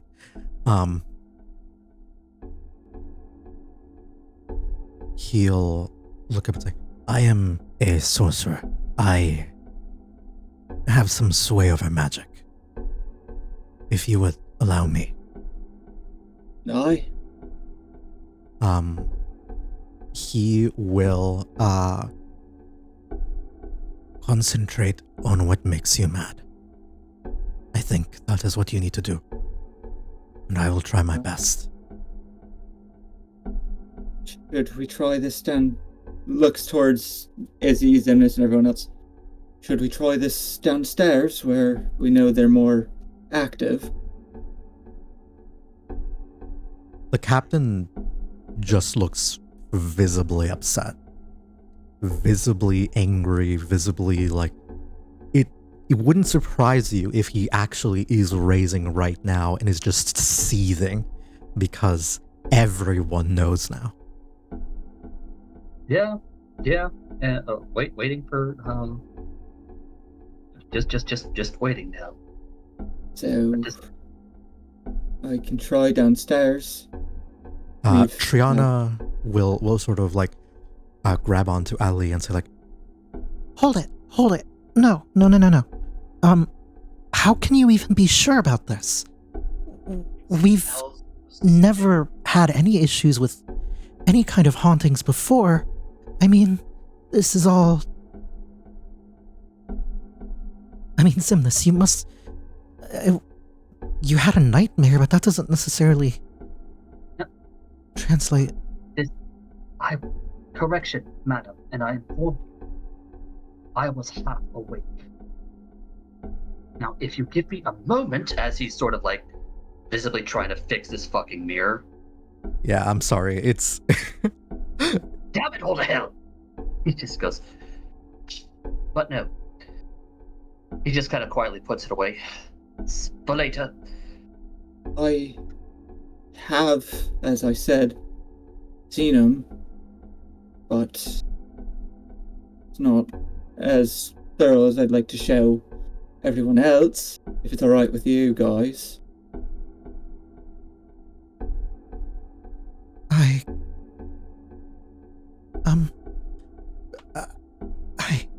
She will sort of like look back to the captain, and you will see immediately Alan sort of steps away from the captain looking a little bit distrustful, and Marco and McSquiggles here look like so confused and scared, and they're like looking up at the captain a little bit distrusting here. What? Primarily, I would ask... Marsham, did you mean to go invisible? Oh yeah, Mick's gone. Mick's got the idea. Okay. If it's alright, Looks towards the captain specifically. It's your order, Captain. You say no, I won't try. If you'll allow me, I'll try. Fine. Okay. I can activate it up here. It'll last roughly 10 minutes. But...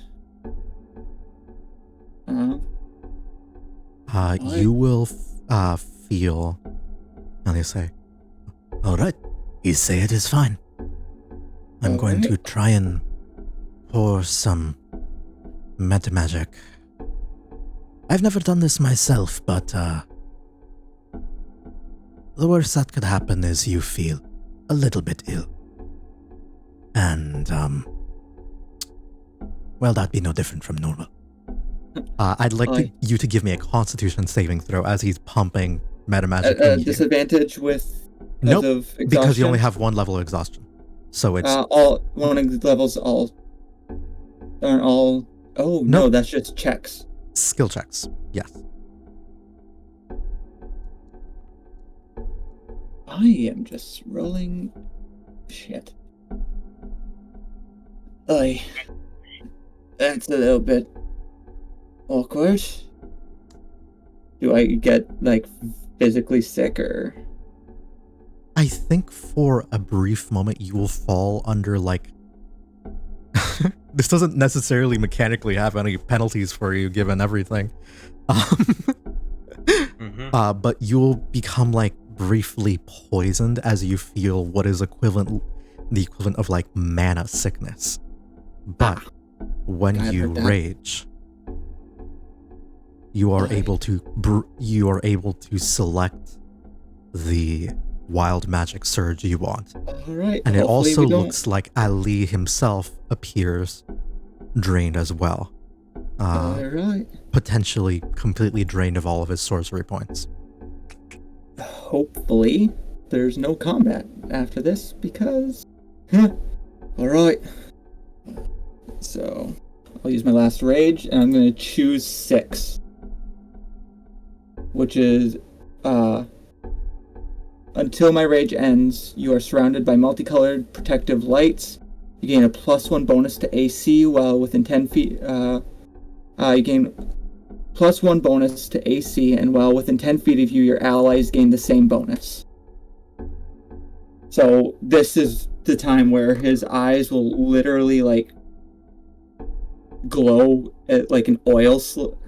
I built this as oil slick, but that'd be weird because of the astral sea brine, but, like, spark, like, rainbow colored. And then within 10 feet of him, everybody has lights surrounding them.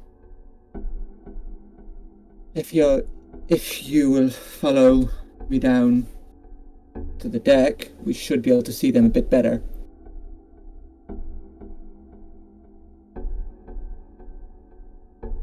All right. With that, he'll go downstairs and try to stay away from a majority of the people, so it's just what we wouldn't be able to normally see around him that's glowing. All right. And you will head downstairs. Is there anyone else going with them?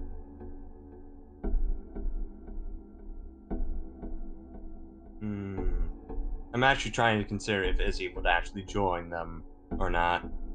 Because I mean, you saw the ghosts. Like, to some extent, yes? Yeah. Izzy's probably gonna stay up, actually. I mean... Stefan.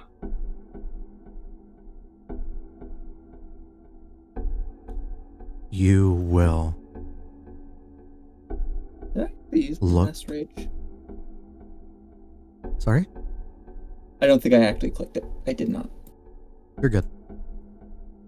You will go downstairs, and everyone is going to look down at the grates at you.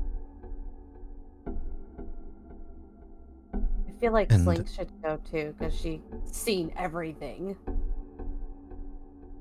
You recall, You don't have to. True, but at least she can like say, yes, this is what happened, or no, this is not what happened. Like this is the same or different kind of thing. So I guess she would go with.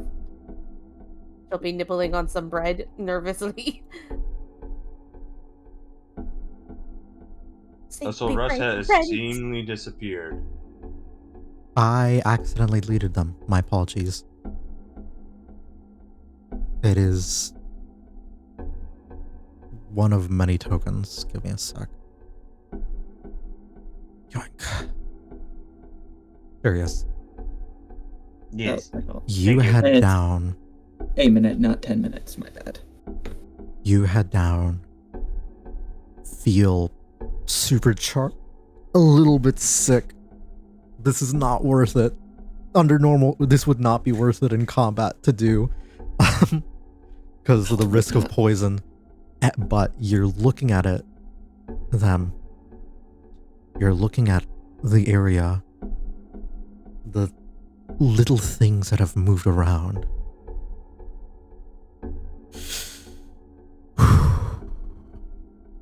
And you focus your magic. And you will see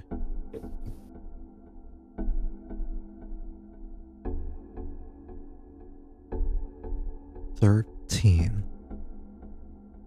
lost souls on the ship. One for every person on board.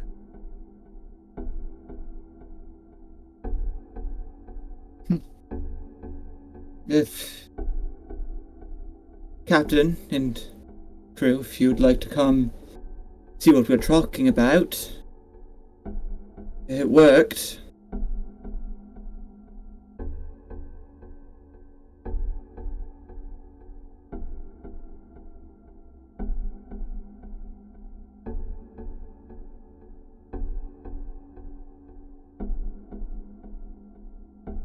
There's, to what I can see, 13.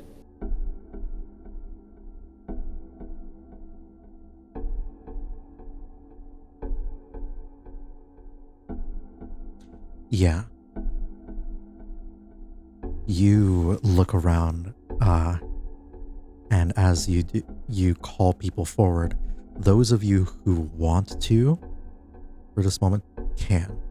Well, the ones that immediately step down would be Triana, the three that immediately go down would be Alan, Evan, and Triana. The three of them come down to sort of look at what these spirits have, what they're causing. Then Ali. There are two at least. Ali still is leaning against the railing because he's hot. Okay. Yes. Yes, he Yes, we will not deny. Is just leaning against the railing, just looking kind of exhausted. I'll be there in a moment. I'm not. Yeah. Milo is sort of just looking anxiously at the rest of the crew. The two smaller folk, Marco and McSquiggles, they both stay upstairs looking a little bit fearful of so many ghosts. But the captain takes a breath. And those of you who do also stay upstairs, give me a insight check. Please don't fuck me. Please, Okay, that's better. That's a natural 20. Oh my Alright, god. I got a 16.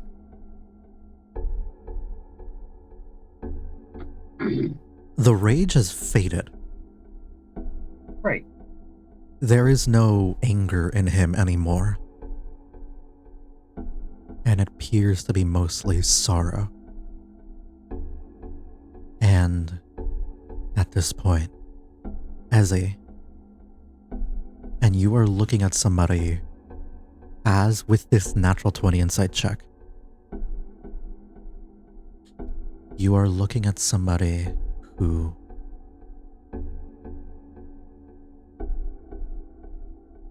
did not realize, they knew they were haunted by the memory of what happened. They did not know that they were literally haunted by the memories. You were looking at someone who is in shock, afraid, happy and sad, looking at old friends who have long since passed.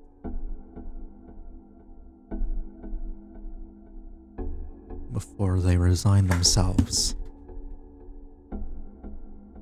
and take that first step downstairs. Simbus is just gonna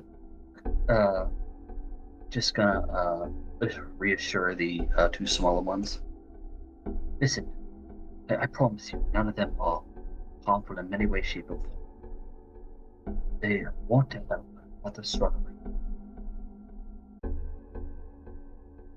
The only thing that you may want to keep in mind is that they are looking after us, which means they will occasionally show up, especially at night, where they will make themselves more visible, into our bedrooms. But don't be afraid. It's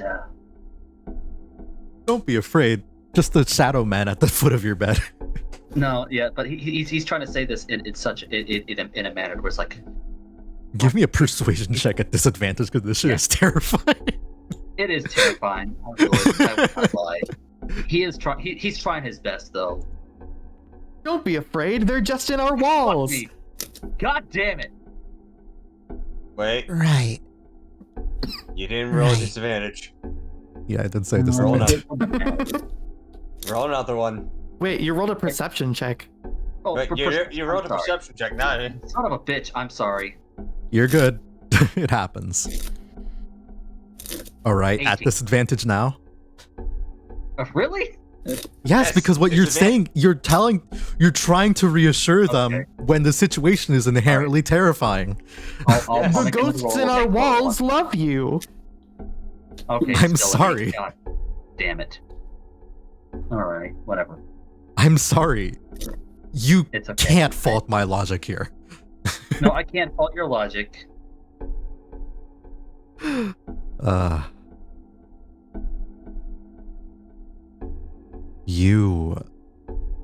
They don't, it seems that Marco is taking it a little bit more in stride than McSquiggles, like, as Marco's like, but they still look distrusting.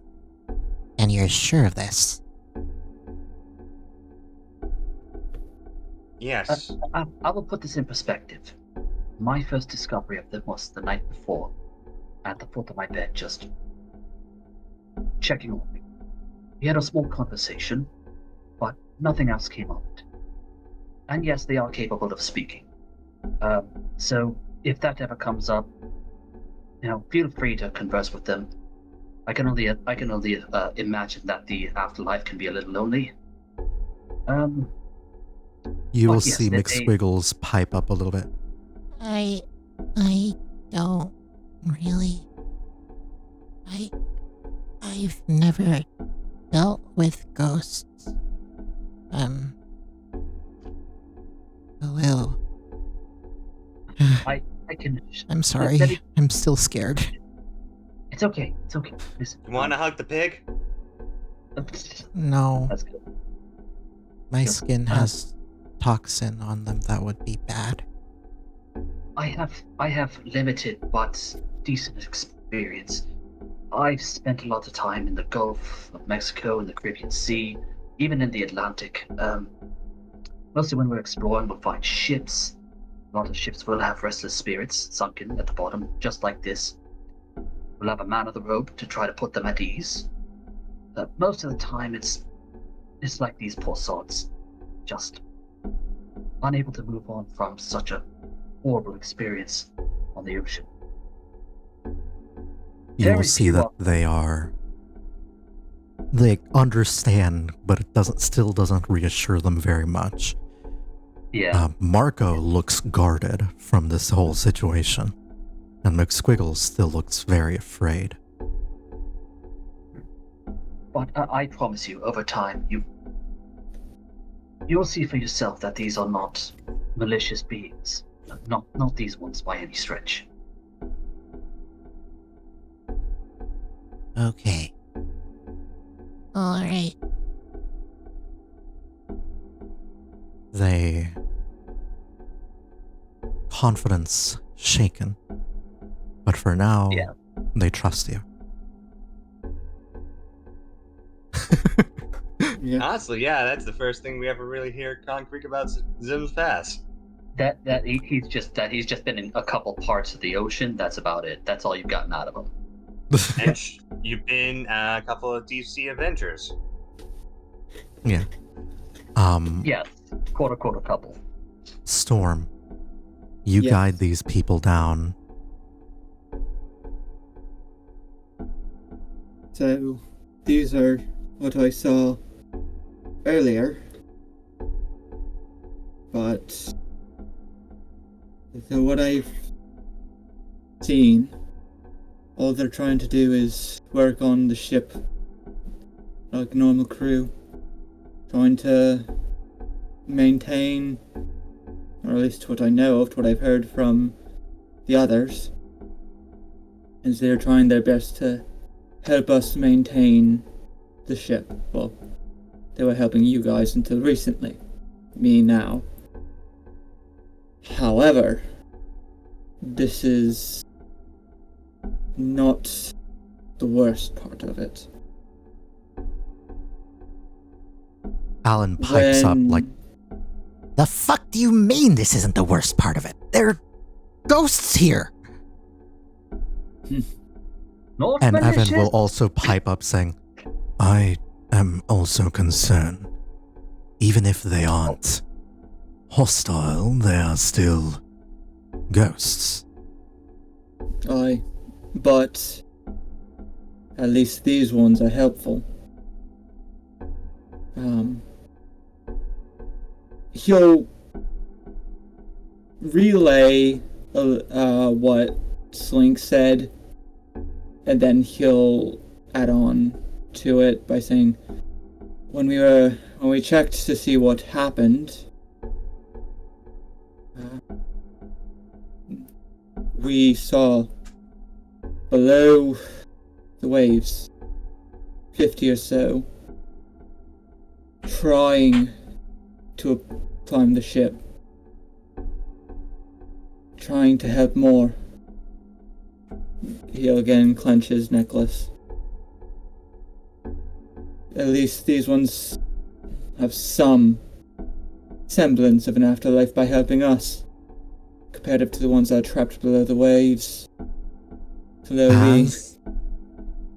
As you say that, as if to prove your point, you will see one of the crewmates, sort of like the ghosts on the ship, appear to look panicked, appear to look scared, and then they're like, start looking around like they're afraid. The captain says, "Boy, what's wrong with them? What's happening? Are you doing something?" No, I'm not. I will drop my rage intentionally. I don't. Before you do, get the opportunity, as you're saying, like, no, I don't. You'll see one of the spirits, like, sort of like trying to climb up, making movements as if they're swimming, or trying to, as they slowly fall through the planks of the ship into the cold below. Fuck. That happens before you get to drop it. And I'm going to move this scene over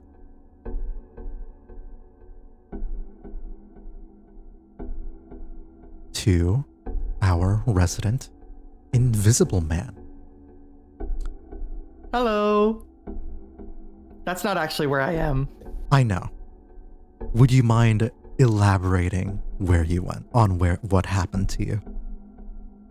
And where you're going? So midway through the conversation, as things were beginning to get mentioned, I think partway through the explanation of, like, yeah, ship's haunted, something. At some point, people, at least the people with a higher passive perception, would start noticing that Mick is not there. He's been gone for a bit now.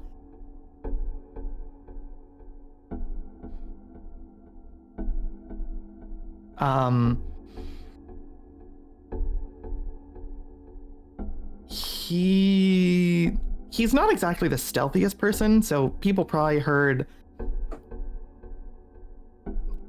Again, people with higher passive perceptions might have heard the sound of his footsteps, but they were brief and no longer there.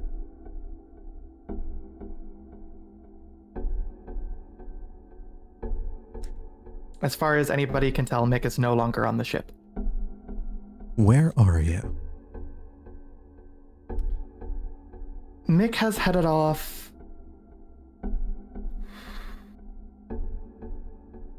I don't even know if he knows. I think he's just in autopilot right now. And I think at some point, after a while,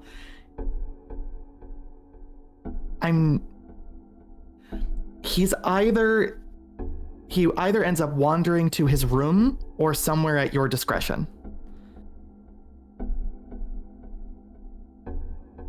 Like in the ship or in the inn? In the inn, like his room in the inn. Unless you think it thematically appropriate for him to be somewhere else. No, I think the inn works for you. You will make your way back to the Cat's Cradle. And how long does your invisibility last? Like an hour, yeah? I believe it lasts an hour, yeah. So you'll just see there will be people like bumping into you and you kind of don't realize that.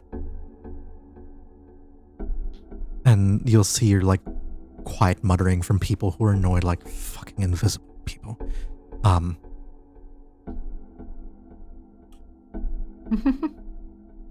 Yeah, Magic City, you're gonna get a few of those. And as you open the door, there's like a little bell that dismisses invisibility, just because that's something that would save people's lives. That's just like a very much. That is just the right.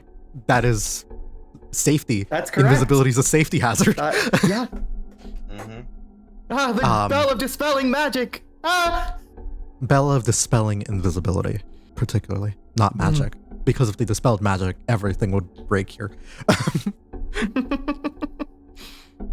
You will hear that ding, like, and don't even clock that you aren't invisible anymore. No, he's just still walking. You'll hear he doesn't even break stride. Another like tabaxi. They have like a little ferret on their shoulder. Sir? Are you alright? Like I said, does not even break stride. Okay. And you find yourself in your room.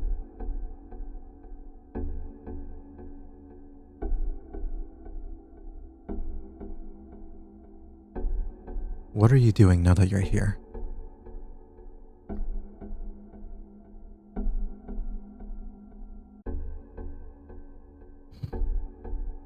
Can I ask for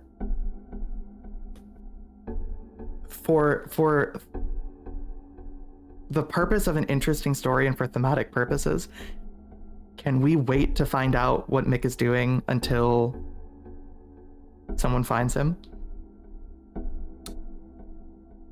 I can work that. Absolutely. Beautiful. I love that. But I did just want to point,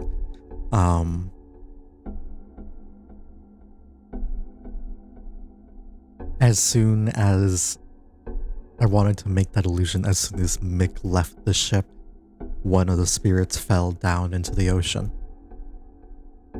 I wanted to make that connection, but the captain is now going back to the underbelly of the remembrance. The captain now is looking at you like, what just happened to them? What do you mean this is the better alternative? And he's kind of understanding it a little bit.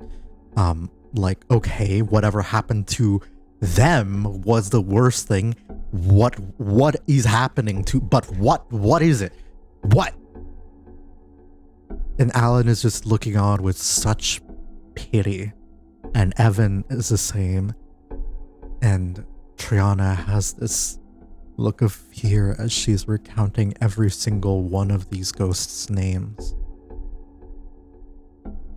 I think River would unintentionally slightly raise his voice back.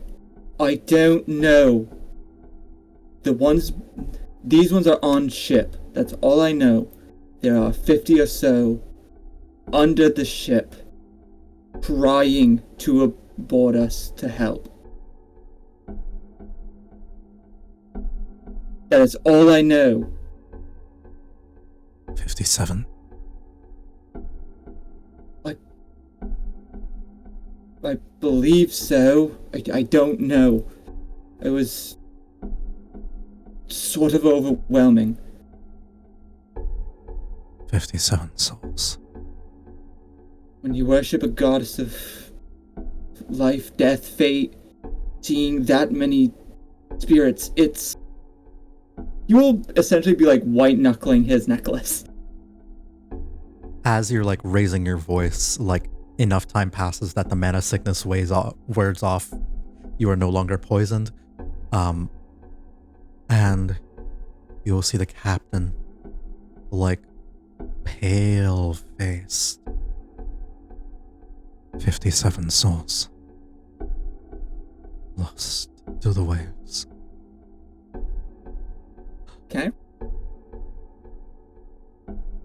What were you saying? What can I roll something to like immediately recall the conversation they had, or would I just be able to immediately recall? I think that's your ability to recall. If you as a player remember it, I will leave that to your discretion. Okay, so I think Riverwood, after registering him saying that, he'd be like, oh, fuck. Heck. These, Sorry, I'm trying to do the Irish accent. No, you're okay. I just, like, had to fight the urge to have the party cleric say language. Oh, I would have laughed. They're your crew. How? After registering that, he will look around. Can I roll a perception check to see if any of them look familiar to River? Sure.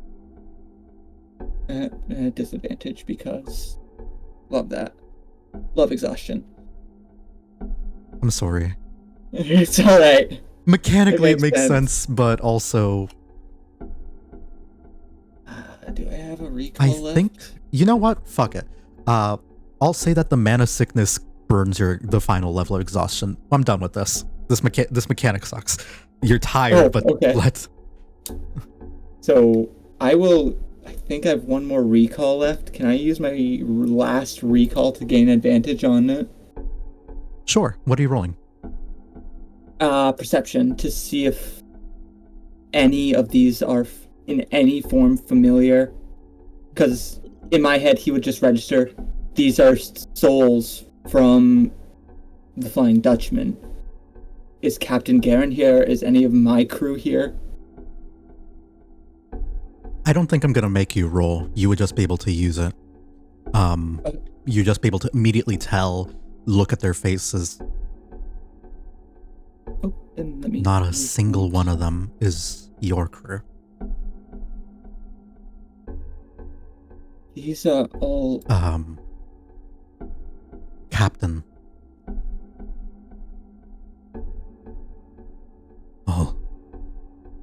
I'll save you the trouble.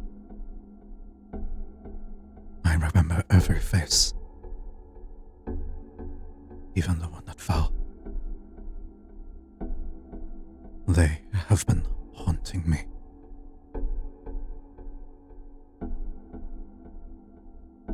For so many years.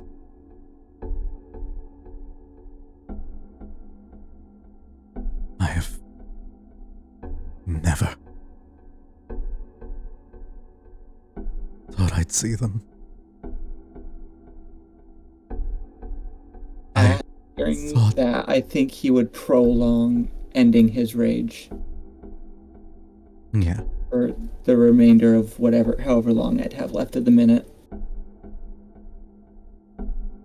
Just to give some form of control. Yeah, we'll say that all this is because of the like mana surge you got into through the sorcerer, who himself also got sick doing that and is likely never to do it again. Yeah. We'll continue saying, I always wanted to see them. So many times.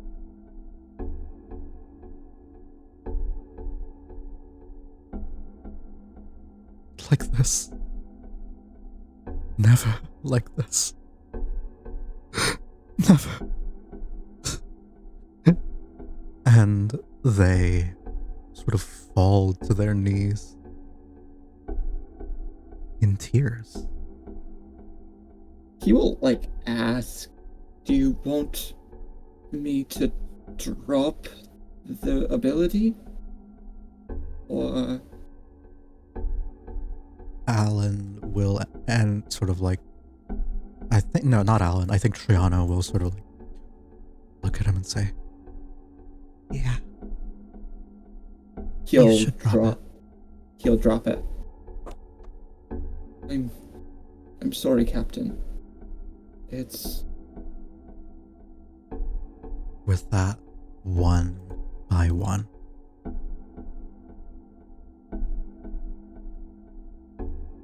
the ghosts fade.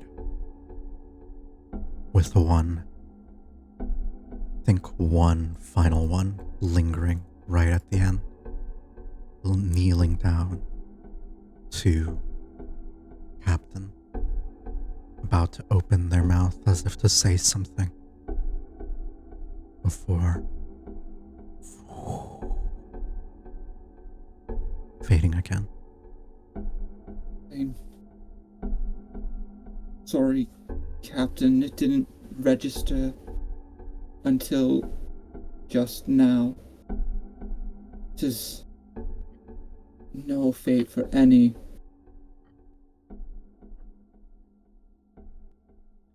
Wish I knew what to say, but I'm not very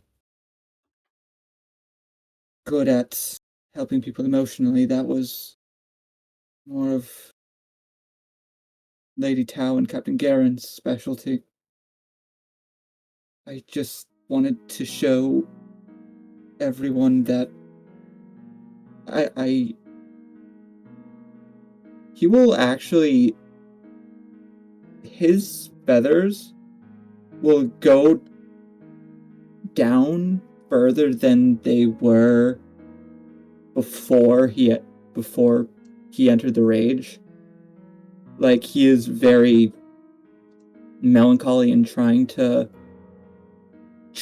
and make things better, but he doesn't have any words to help because he knows he wouldn't want to see his crew this way either. He's just so, I guess, upset with himself for causing said, I guess, trauma to bubble up. As the captain just stays there sobbing, you will see that the first one to go by their side,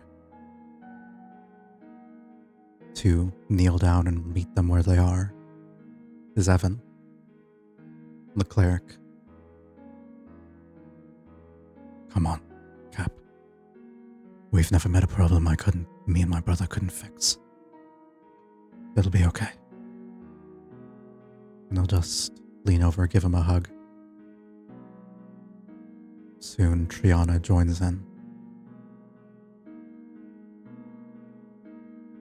I think River would stay back because he's new to the entire crew.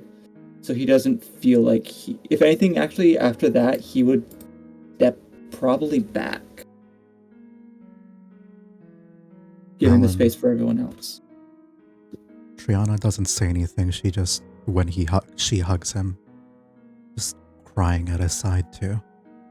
And you'll see Alan as well, move in front of the captain. Not really needing to lean down or anything, but looking down at him for the first time, maybe in his whole life. Cap.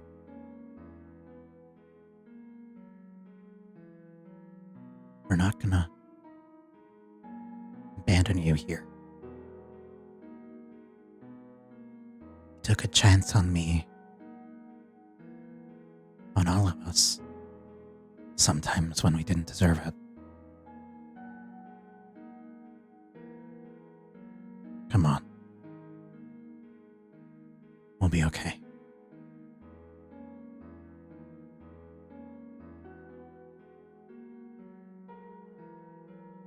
We'll try and lift him up at least a little bit, doing as much as he can given his short stature as a kobold.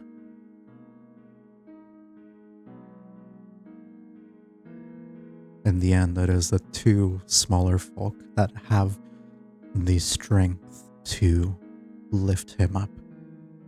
And his first mate, still crying, follows behind.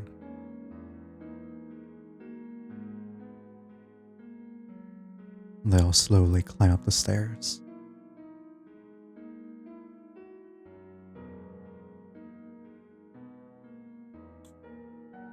Everyone.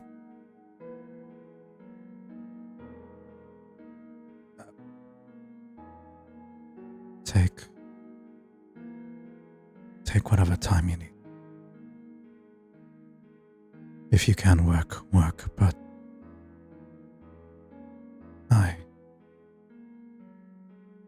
I'm sorry. As he goes up to the captain, just gives him a hug. I'll stop for a moment. As this happens, he was looking at the door to his captain's chambers. On the other side, underneath the wheel, but is stopped by a heavily armored goblin. And having gotten the tears out of his system, little one, I'll be fine. I just need time to myself. Of course. And then Izzy gets out of the way.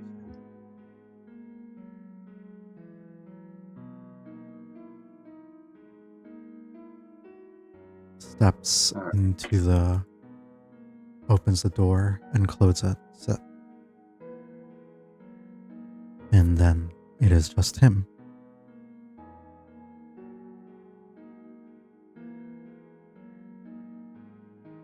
And everyone else.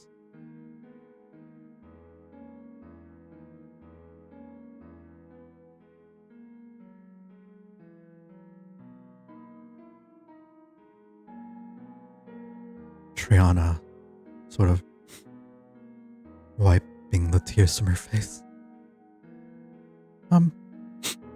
You all heard the captain. If you can work, great, but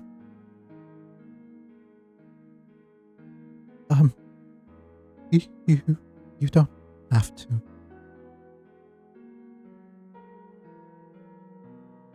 Izzy goes and hugs Triana. Immediately breaks down, immediately starts crying in the arms of anyone who would be able to comfort her. She is also dealing with this in her own way. She was the only survivor alongside the captain. Yeah. Zim is just gonna kneel down and just go, all right, easy, darling. It's all right. It's all right. We got you. Take your time. Take your time, dear.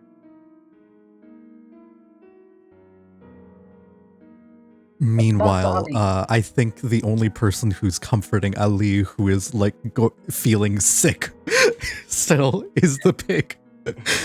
Yeah. As he's like, I will never joke about eating you again. Fuck. What? I go over to him and just kind of like tries to like pat him. There. I laid a moment. I'm fine. Mm-hmm. How bad was it? Are they okay? Captain seemed upset. They just need I'm time. fine. But as soon as you gather yourself, I will need a moment with you as well. If you would. Just a moment. Thanks. We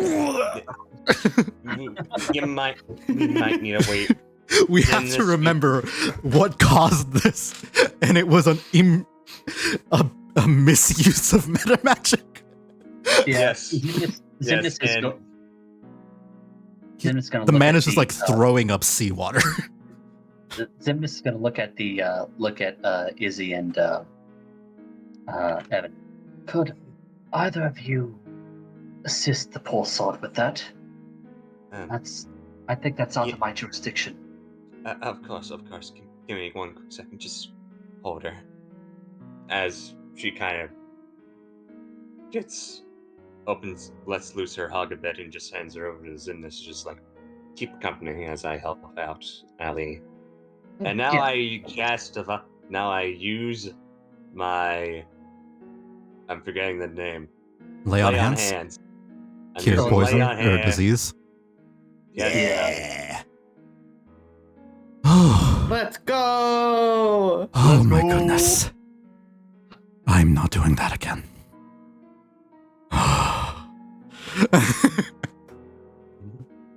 At least he goes. At least not without the proper assistance. Mm-hmm. Yeah. Next time, I'll stand back up and make sure the poison doesn't hurt either of you too. No, I just quite literally hurt myself. It's like pulling a muscle, but inside. Very gross. I know how that feels. It's like kind of had to work with a pulled muscle for a week after a mishap. With my routine. As somebody who has in real life managed to pull their groin before. Oh yeah. It's the worst feeling. How? It is. Well, there's muscles attached from the thigh to the pelvic area. So yeah, it's like say if you try to do the splits the first time in your life. That's how you pull a goddamn groin muscle. That's just for one instance though, but there's several other instances where it's like that shit hurts so goddamn bad. It does. It fucking does. It's nasty. My body just doesn't know its limits, and I kicked a soccer ball too hard, and I had to drag myself across you across the baseball field. That's nasty. That's fun. But Simnus is going. So, goes to while comforting Brianna goes. It's all right, darling. Listen, we are going to see what we can do about them. And we're not going to let them continue on like this. They don't deserve it. Okay. Okay. But but if we're going to do that, I do need time to do some research and possibly with some additional assistance.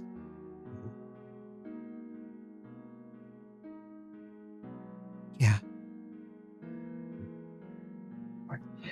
Goes, Is Izzy? Goes, let's go ahead. As Is Izzy? you continue. Sorry, go ahead. Son of a bitch. Go ahead. As you like have that conversation, McSquiggles is gonna like quickly tap on Izzy's shoulder, like, psst. Hey. What you need? You know where,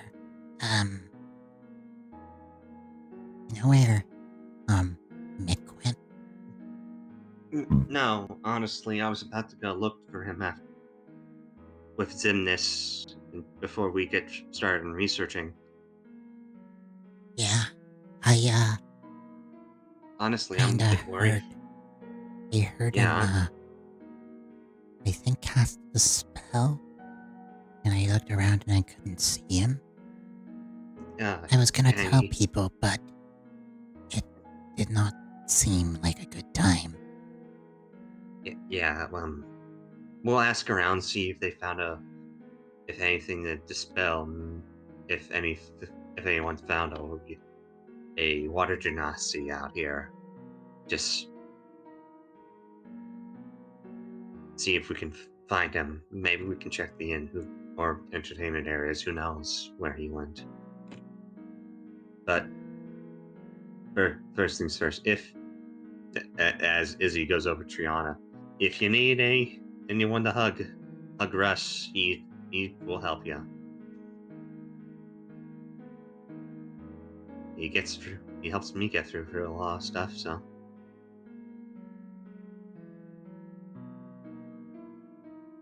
She will look up slowly.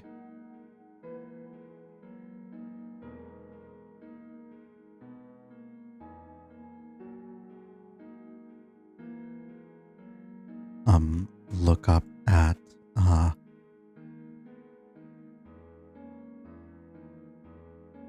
you, Adam, everyone else.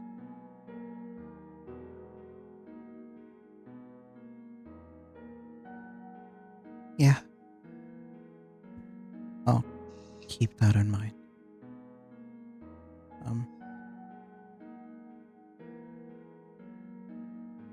He is right, though.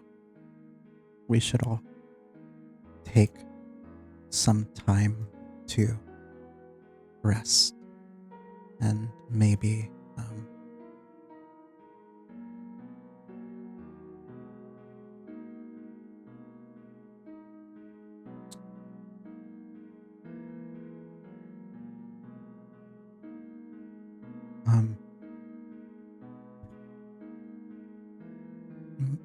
yeah, rest.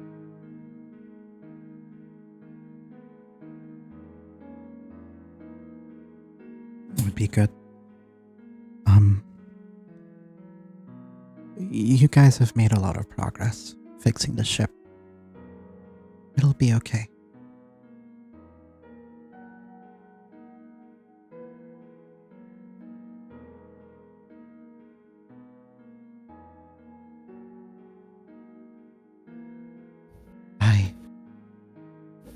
I think I just need to lie down. I'm gonna head out. If anyone else is heading anywhere else, I'll be at the end. Ready? And she'll start to make her way over to it. Here's where I go one by one, with the notable exception of one Marsham Gaming. What are the rest of you doing at this time? Going to the motherfucking School of Magic, since that's been Burning a hole in your mind for a while? Got it. No, it's not even so much burning a hole in my mind. It's more like, I think this would be a good way for him to sort of, also in a sense, I don't know why, but it's sort of like. All right. Before anyone goes, I just want to hear everyone's intention here, so that we can establish what order everyone's doing everything in. Okay. So Zimnus is wants to go to the School of Magic. Yes. Jess? Zim is getting kidnapped by Izzy.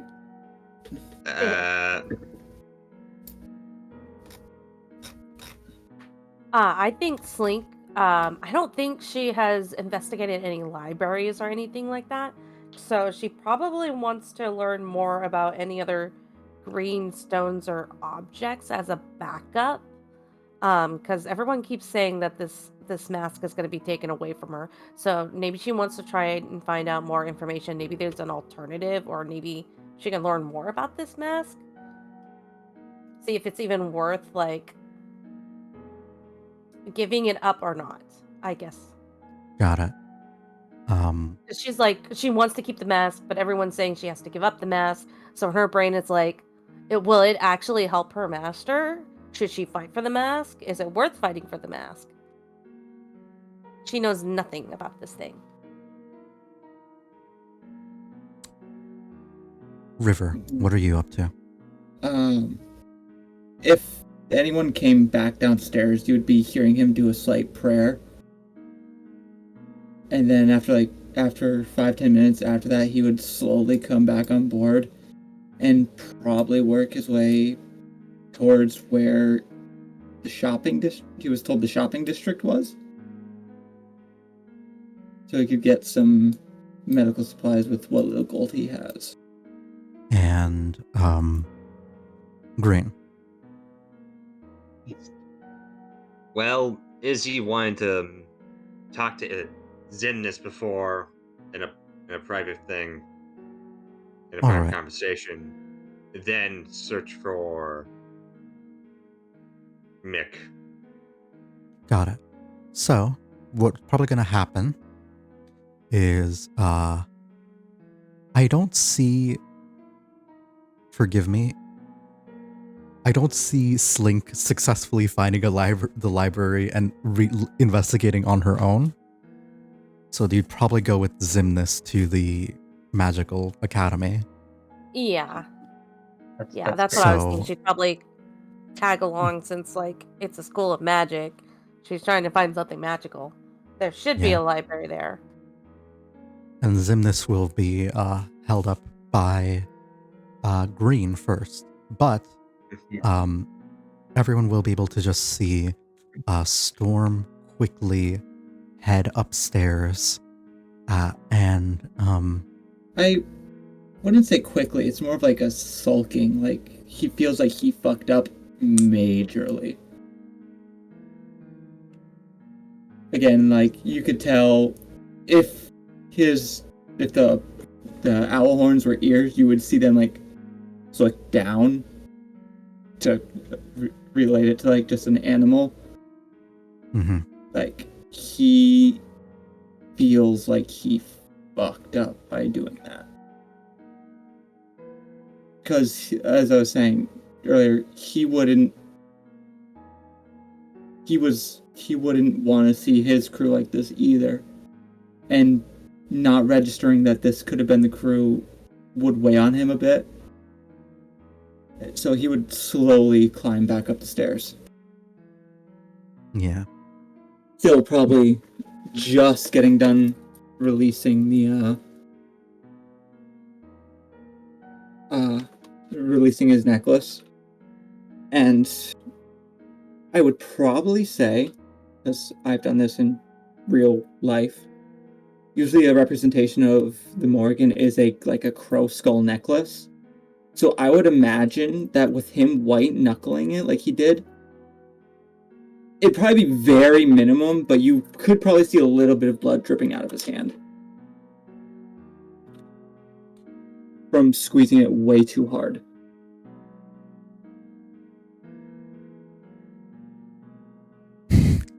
I'm just looking at chat. Something horrible must have happened. Yeah. Yeah. I laughed a little bit. No idea. Unless you watch everything. All right, I'm going to move you into the market district. And I'll just do that right now.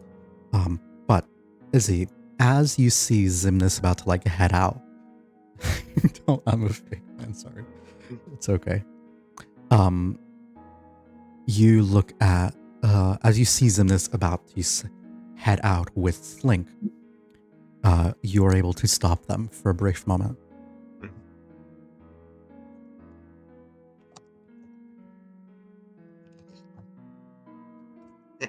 Hey, Simnus. Before you go, I do really need to talk to you. Where are the map are we exactly? Just so I know. We're still in the boat. We're still on the boat. I thought we already got off of it because I wanted to have a private conversation. Yeah. Right. But They were. yeah. I was just like clocking like where people were doing what they wanted to do. But Okay. you guys haven't gone to do that yet? No. Now we're you are. just sort of like on our way. Yeah. We're on our way now. Yes. So it'd be like more or less like the halfway mark, yeah.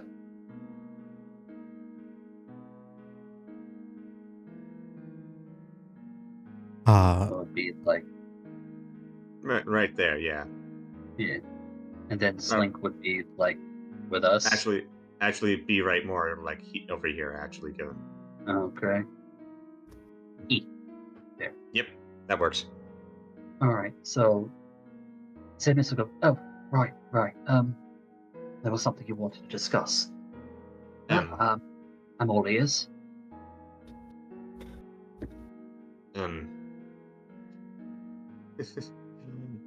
Given this and how intense the situation has been, I doubt this really is all that important, but I'm gonna say it anyway. I've been kind of noticing that you're kind of not great with planning with others, and that has caused you a bit of trouble, and I'm worried that it's gonna get us in even bigger trouble if we don't communicate better.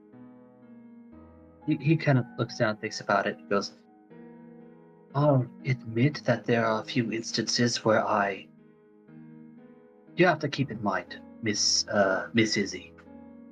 I spent a lot of time sort of not necessarily by myself, but close enough to where I had to figure things out by myself in the depths.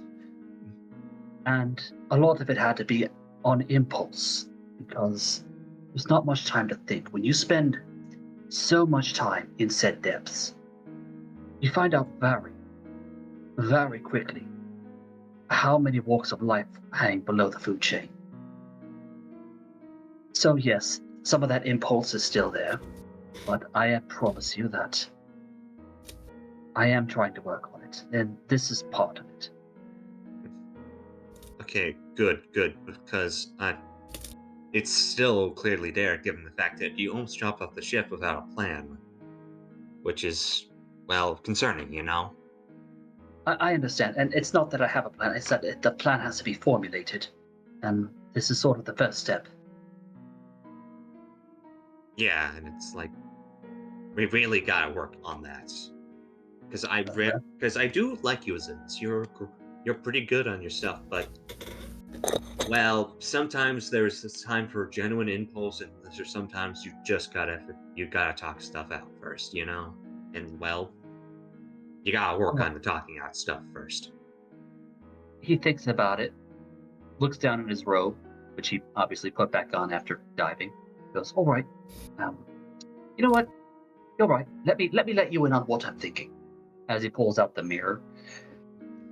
This damnable thing, as soon as I get it fixed, it is not just going to be looking at the spirits in the ship. This thing, if I can get it to function, we can start taking it to the depths with us, because when we were on the San Jose, we had the privilege of still having skeletal remains. We may not be so lucky in the future. So that's the first thing. The second thing, something that I picked up in that conversation last night, when the captain was sort of questioning Master River. He said something about the ship appearing and disappearing. I think I know how they're doing it, tapping at the mirror. That actually seems like a very solid plan. Like, I wish you the best of luck with your thing. Yeah, I have yet to discuss it with the captain, but I'll give him a moment to heal before I even consider. But here's the thing with the ethereal. Here's the thing with the ethereal plane that not a lot of people understand.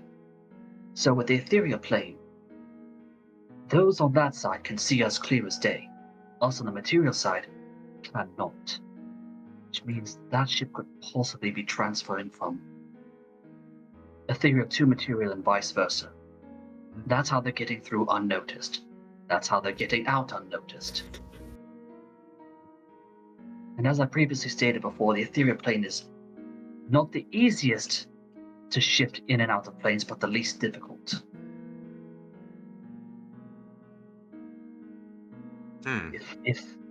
But this is all theoretical. If I can further improve on this, maybe hopefully get some more information out of this, I might be able to help. Might be able to help further with everything. But if not, worst comes to worst, we just have something to spot ghosts before they get to jump on us. Honestly, for the best, honestly. Also, before I forget, you know the Atlantis thing that you mentioned. I may have asked my fiance about it. He kind of sits there, goes, "Oh, by the gods."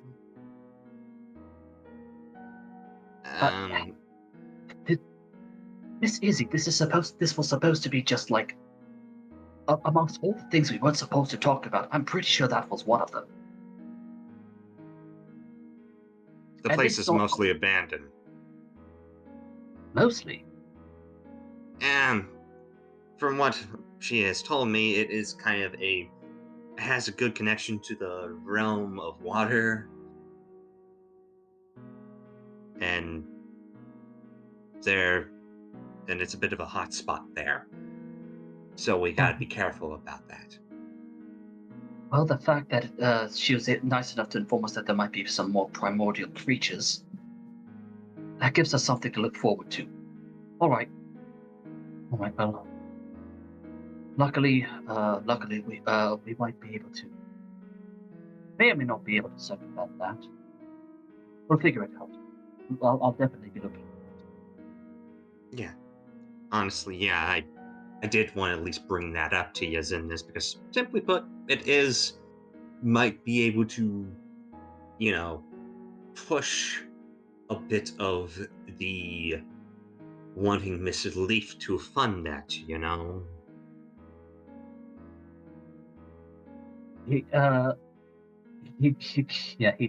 sit there and go, right, your employer,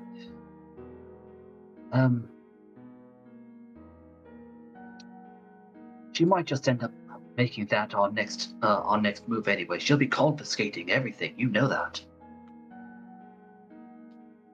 Well, I do believe she is reasonable enough to ask to, get willing to have us buy some stuff back, She is reasonable like that. I have seen her done it before, and well, I have a good chance of keeping this thing as Izzy keeps out the trident. He kind of like, I'll take your word for it, but I obviously am not going to expect any guarantees. forgive me for my skepticism. My personal experience with nobles has not been the best. And neither do mine, and that's coming from a family history of mine. I don't know. He kind of looks at Slink and goes, "All right, is that everything?"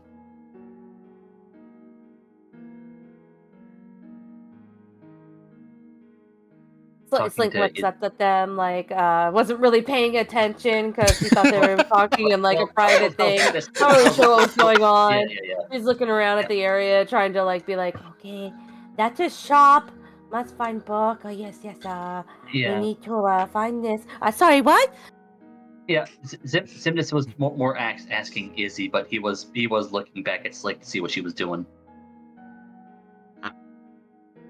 Honestly, that is enough. Thank you for your time, Zimnus, and I wish you the best of luck with getting yourself better. I'm gonna go look for Mick now. Right. I'm gonna go start looking at the inn. See if they see him. I think Slink would be like, oh yeah, Sharkbait went that way because of passive perception. She knew that. Yeah. Zimnus will go. Oh, and congratulations, really. Looking down at the ring. Oh, nice new shiny rock. You're not taking my engagement ring, Slink. No one, no need. Thank you. Slink. No need. It's blue, not green. Yeah. Exactly. All right. Zimnus gonna be like, all right, Slink, come along, darling. Let's see what we can find. Find more green. Right. So, while that conversation was happening, I do think River, I'm just gonna add a healer's kit to your inventory. But I do think that like you and Green would be able to meet up at around the same time. Like the timing just lines up for both of you to meet up at the inn if that was what you were going for. Yeah. Was I correct? Yes.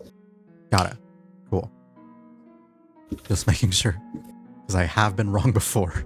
I may not be a healer class, but I can do a little bit of healing if I have a med kit. It's always very good to have one, you know? Healer's kit imported to your character sheet. It is, you guys, the ship has so much fucking money that it is not an issue to get that stuff. Would I have access to that money yet? You're a member of the crew. Part of the crew, part of the ship. Yes. Part of the crew. Don't take the gems, apparently. Coin's good. And no one is going to be mad at you for gathering medical supplies, especially not the fucking cleric. Like, oh yes, go. Alright, let's wait up my fucking shoulders. Much, but where am I?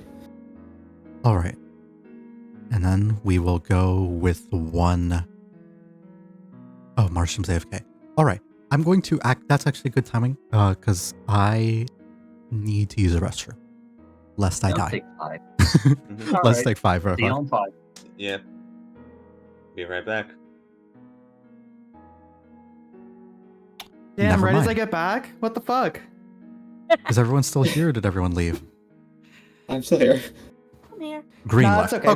We can take a few minutes. I'll be back in a sec. Go get your shit done. I just had to use the bathroom. If you want to or don't, I don't know. But hey, pretty nice day, huh? I do have one other thing that I would try and do after going here. Sure. Also, River, please stop throbbing.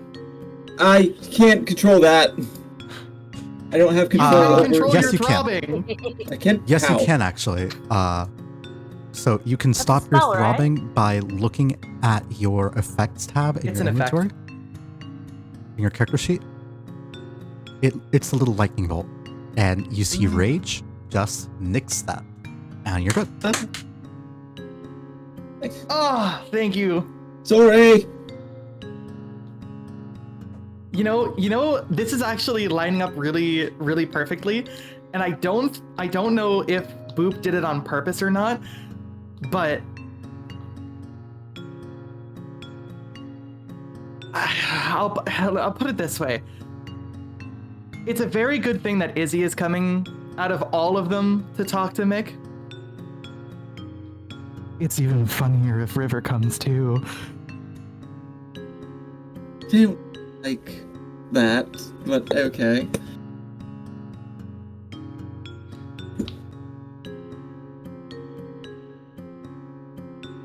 That was a Backstory reasons. Yeah, that was a hell of a reason. Or a hell of a scene. Which one? The whole scene with the ghosts and the breaking down of the captain and... Yeah, the entire time, just look at chat. I was just looking at Yeah, I was just thinking of the captain.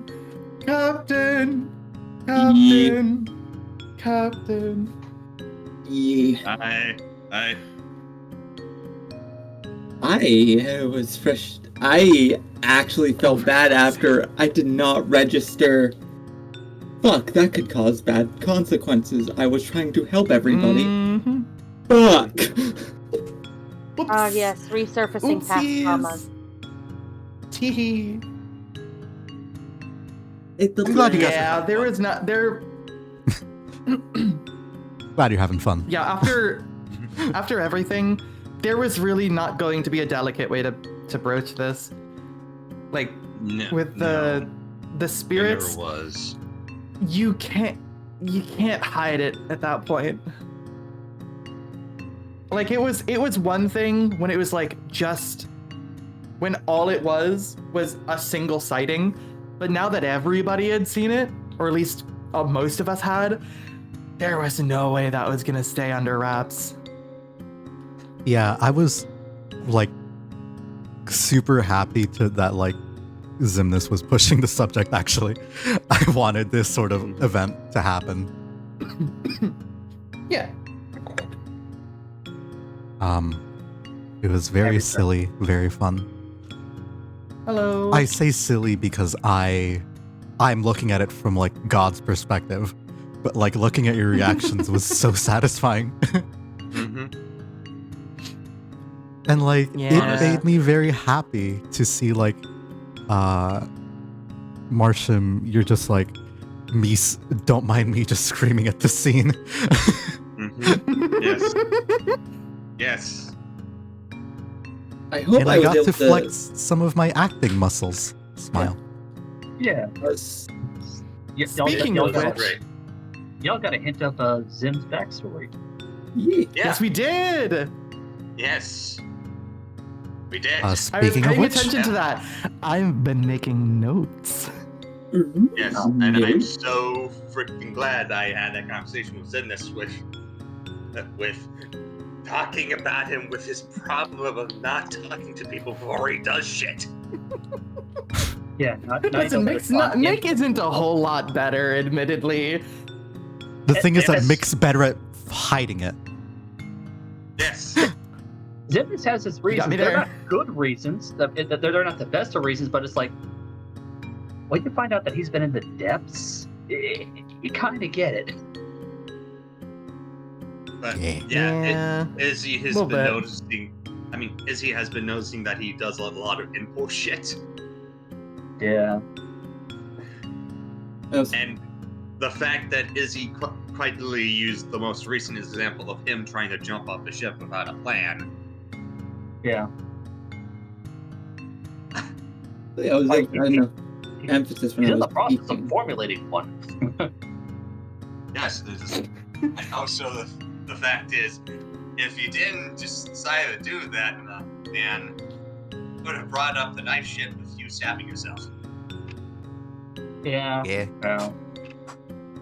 All right. Everyone's back. Yes. Izzy's really the mom. Izzy's the mom. I'm okay with this. I'm okay with this. Actually, who is the oldest character of the group? Because Izzy's 22. Zimnus is 18. Still a young adult, full of piss and vinegar, which is also why he does shit on impulse. Mick is 26.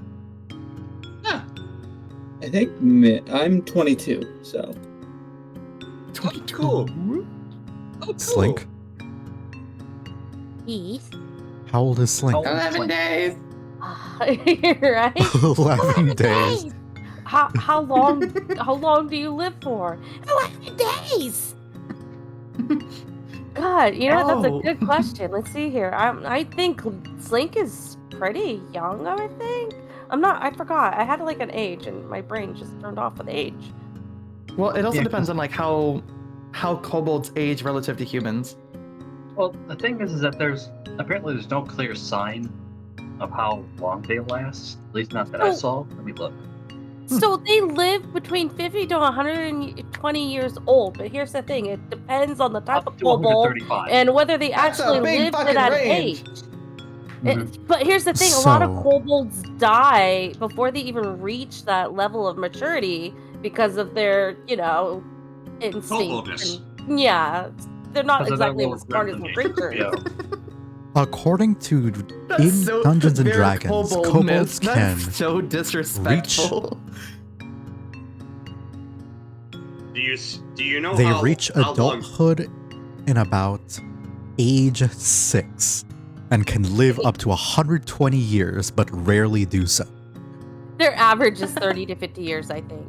At the most. I feel like in terms of ages, like Slink is the youngest, but it would be funny if in kobold years she's like 30.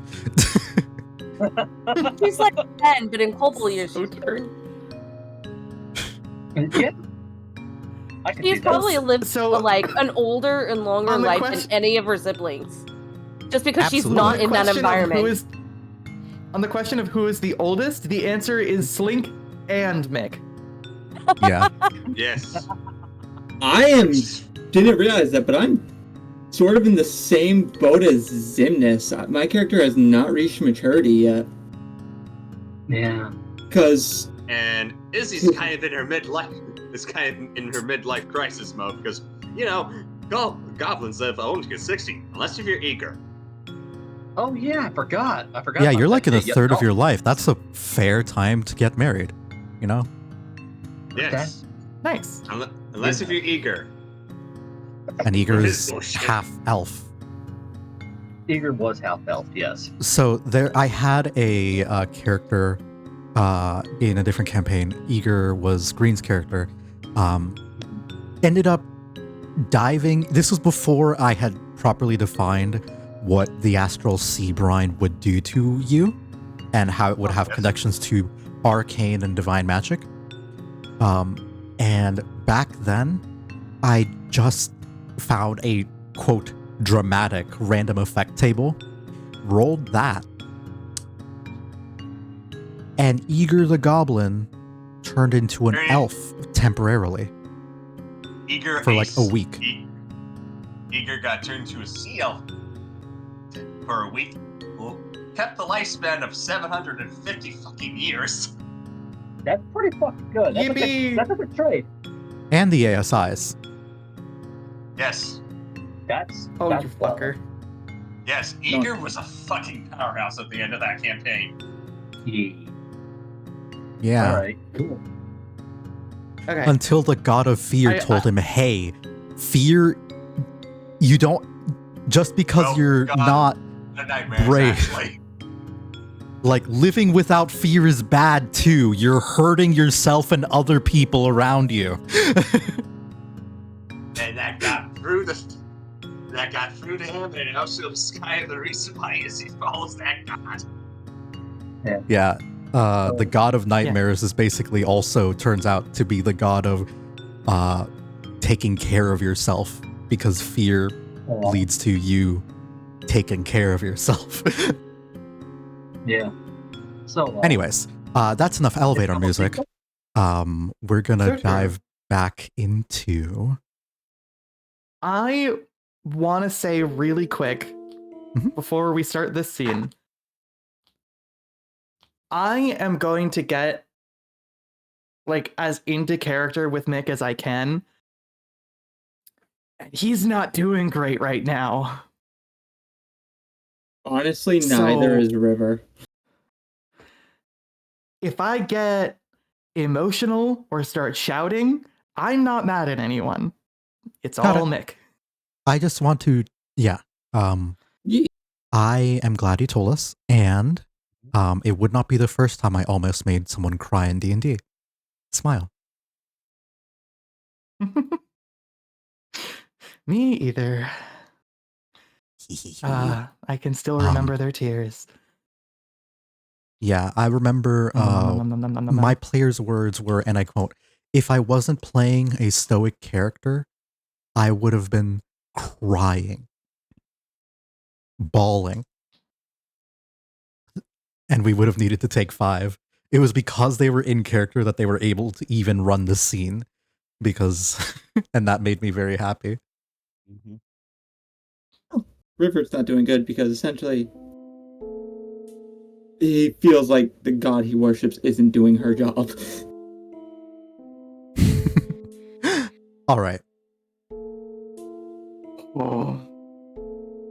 We will return to the small inn, the Cat's Cradle. I don't have the scene for the inn here, but you will just see the two of you will enter and see Triana sort of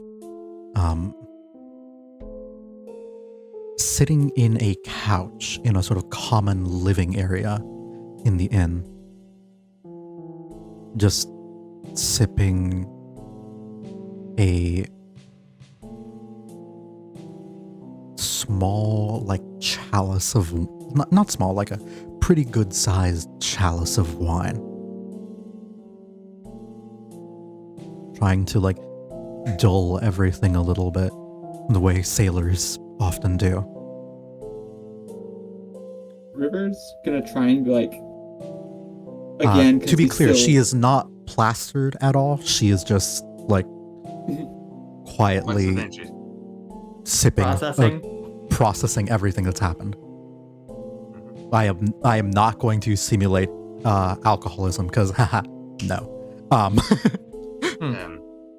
Of course. River, seeing her, will again sort of like try and avoid eye contact and like, because he still feels like he fucked up majorly. So he's gonna do his best to like avoid eye contact, kind of shrinking on himself, trying to make himself look small, trying not to draw too much attention to him.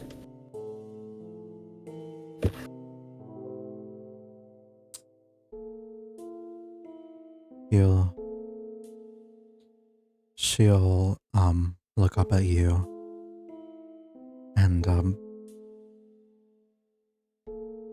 well, actually, she's a ranger. Her passive perception is probably, yeah, it's high. She'll be looking at you and she does clock you, unless you particularly roll for it, but your passive stealth is 11 and her perception is 15.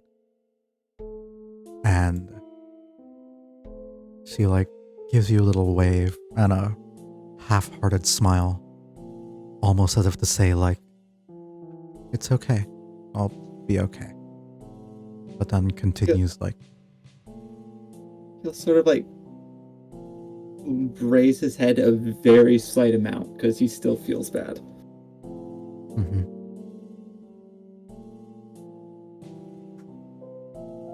Do either of you stop to talk to her, or do you just try to look for Mick?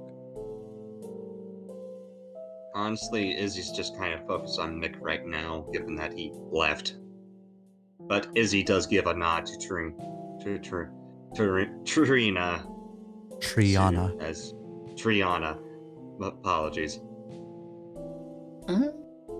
I think River would just follow Izzy if you ran into Izzy while coming here.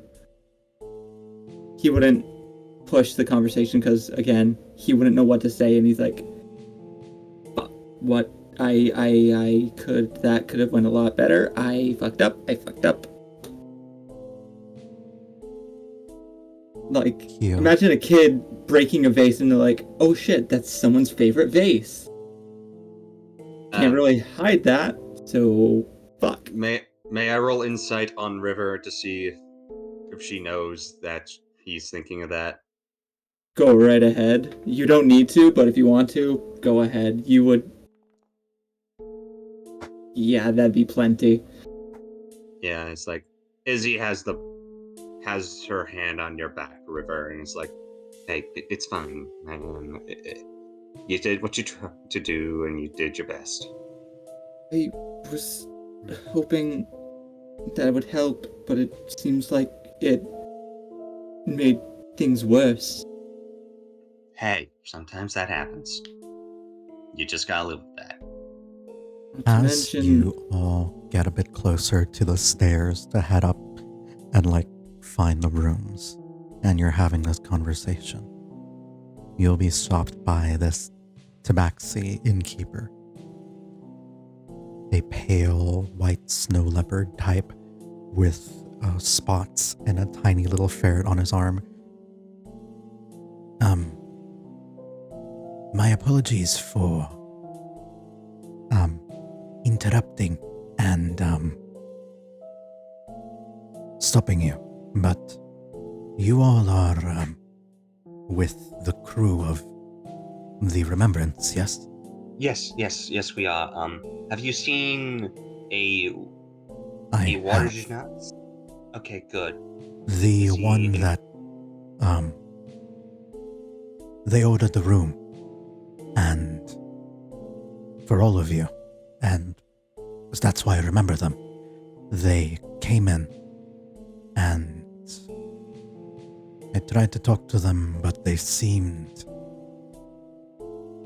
distant and dissociative. I think they're still inside, but it would not surprise me if they are not doing well.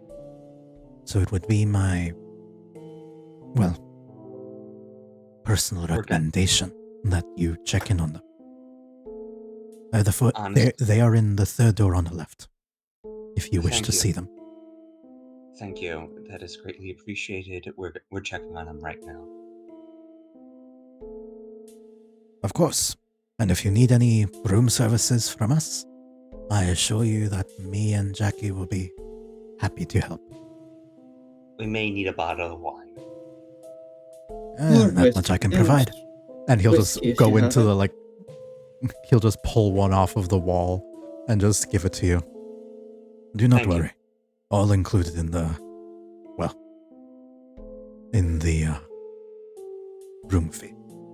The couple of platinum I gave him. Yeah, Mhm. that's. You gave him so much money. Yes. Mhm. Yeah, really. I loves really you. walked up to him and was like, "Listen, just rooms, please." Think what? Yes, right this way, sir. Mhm. Hey, Anyway, grab a bottle of whiskey. I would ask that you didn't. Okay. No. Okay.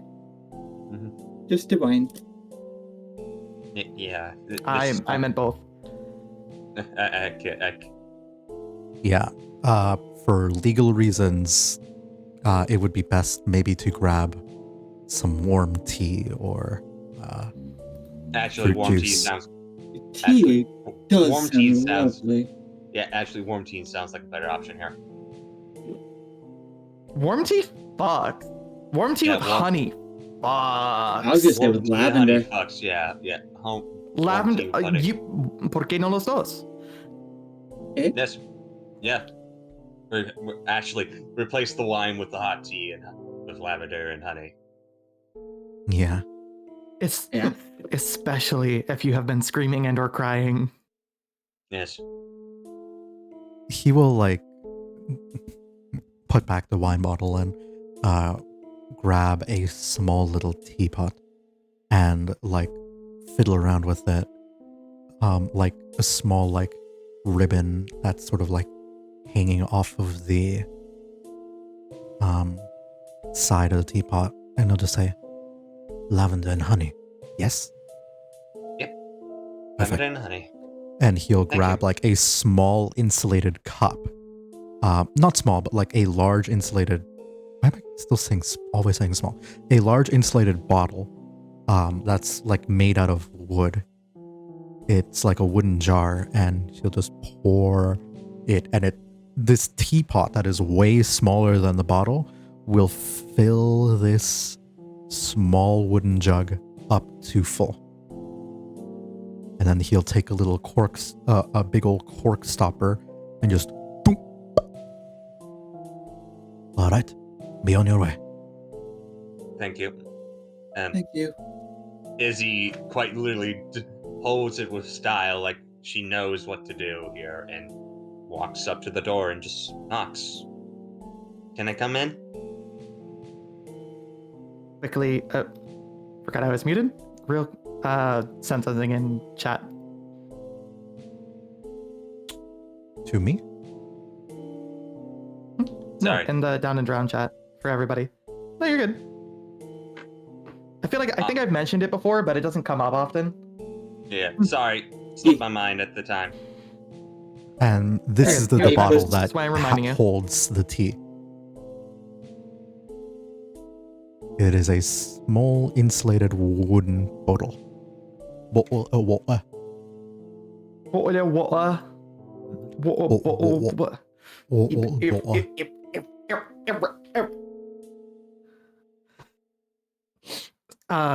You said Izzy knocks on the door?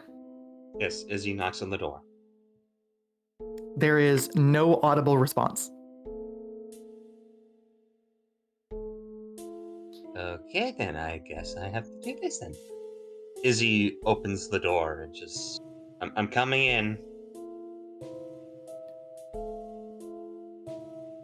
Hello. Boop. Would you mind if I stole your thunder and describe the room? Absolutely. To say the room is a mess would be an understatement. There is evidence to suggest that many of the things around the room have been thrown, if not once, twice, potentially dozens of times, mended and then thrown again.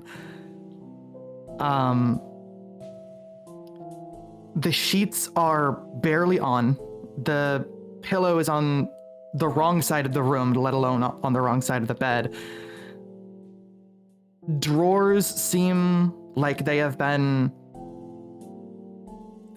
jostled is too light of a word, but not ripped from their rails, but definitely roughened up. This room seems like it seems like a tornado went through and then was repaired, and then another tornado came through.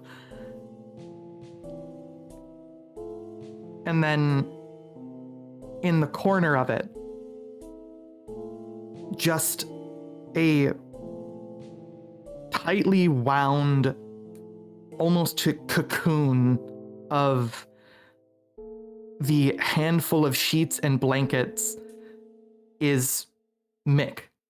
Just a ball in the corner of the bed, pressed up against the corner of the walls.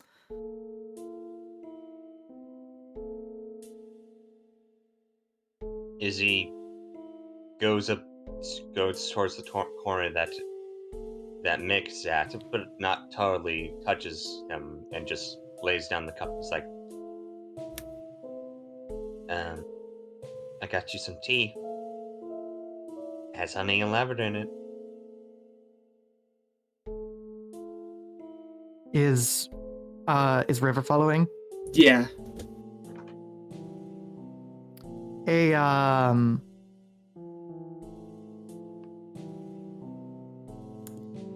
Roll a perception check. Specifically for River.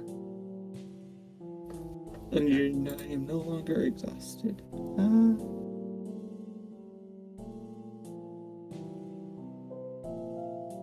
Oh, finally! Finally!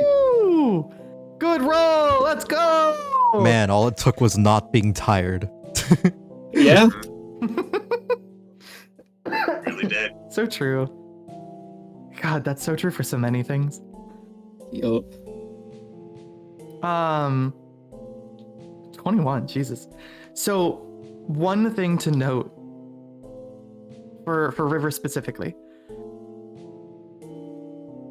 Oh, excuse me. The only part of this room that is not damaged is the bedside table where his hurdy-gurdy is currently sat and propped up. And there is what seems like a necklace of some kind hanging from part of the hurdy-gurdy. Probably from the crank on the other side of its base. And there is it is at a glance like a religious talisman of some kind. Izzy would have no reason to recognize it, but River does. Pretty instantly. Emblem of the Morgan. I Sure assume. is. He'll like, oh, the Morgan. Goddess of life, death, fate, or infertility.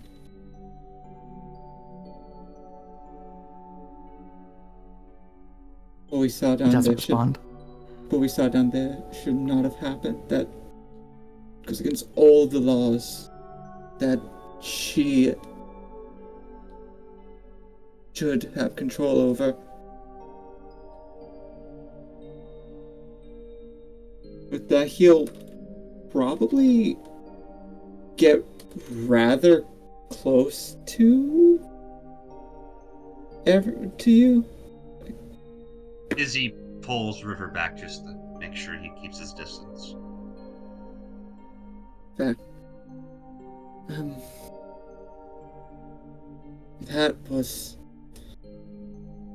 was a shit show.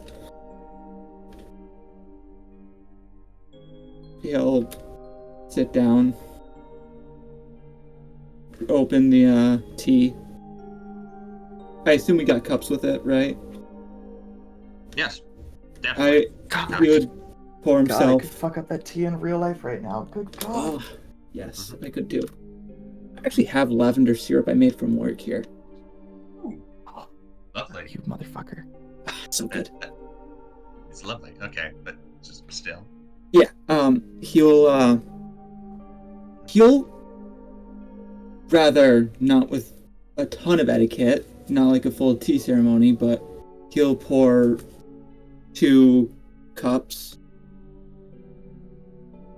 finding a connection with Sharkbait with the worship of the Morgan.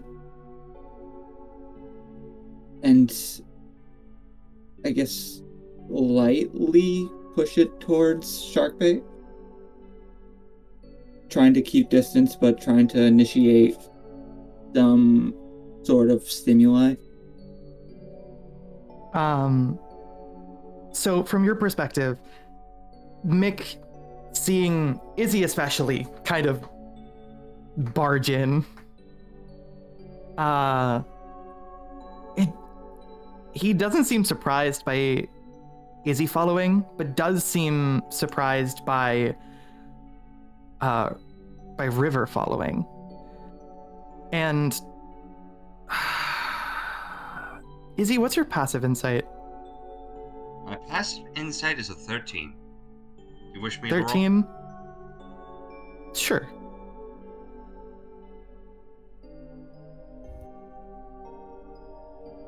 Do you want me to roll as well? My passive insight's higher. Go for it.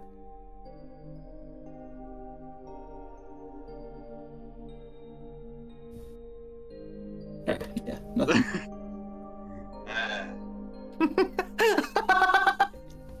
That's rough, buddy. My mental stats are my dumb stats, so.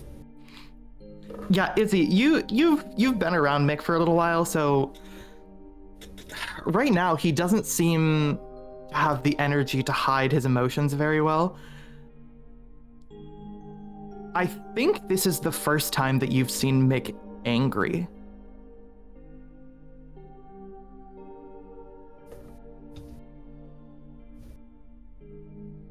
Well, as Izzy kind of... And to be clear, it's not at Izzy coming in. It's at River coming in and starting... You can see his face like slowly get more irritated at the mention of the Morrigan.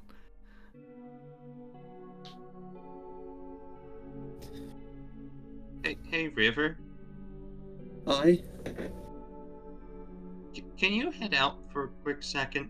I think it'll best be just me and Mech be here, if you understand. No, Sure. you can stay.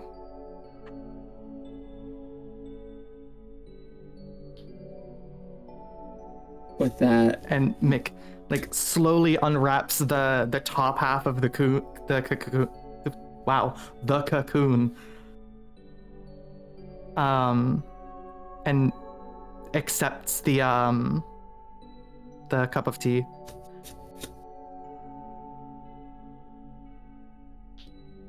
I want to make one thing clear. I don't follow any god.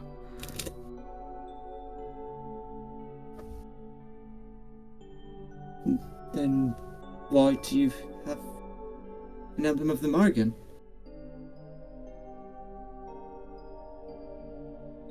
It was my mother's. Oh. It's a reminder of her.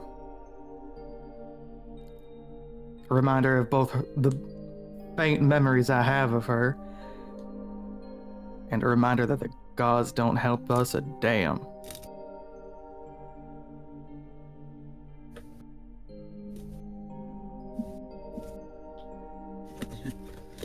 Isn't that evident by what we saw? I only really started following the Morrigan because that's sort of the only connection I had to one of my crewmates. The crazy old kook. Everyone on the ship called Father Hamish. He, was our... Yes. Both clergy, cleric, medical specialist. And he was one of the only ones on the crew who was actually religious.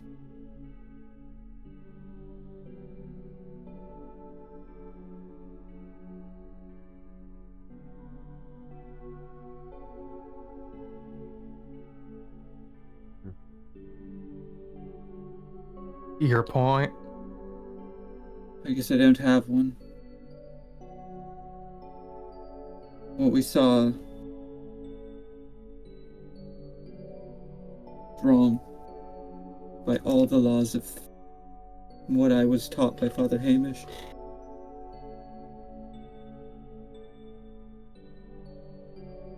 That... I didn't know how bad it was. I didn't know who they were until it was too late.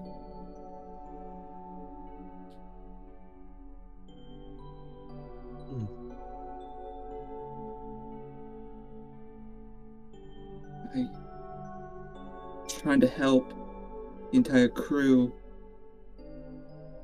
see that what I don't know what I was trying to do. I thought I would be able to help. Clearly that was wrong. If anything, I made shit a million times worse.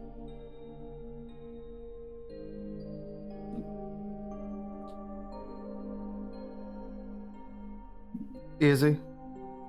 Yeah. I don't think I ever told you what happened after that last night in the ship. Talking No, about the wreckage. No, you didn't.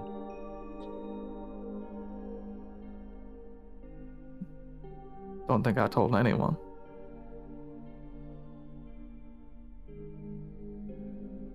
Honestly, you just kind of seemed a bit distant, and I just wanted to at least check in on that. I was hoping to be under better circumstances, but if you wish to speak, do so.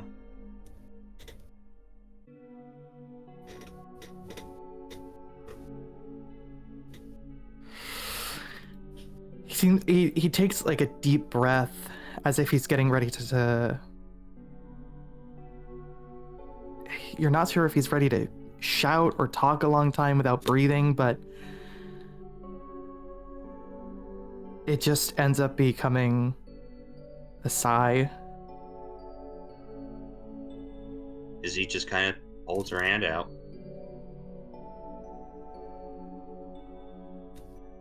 More as a gesture of just good faith and just being there. Just trying to keep Mick calm, or comfort, in her own way.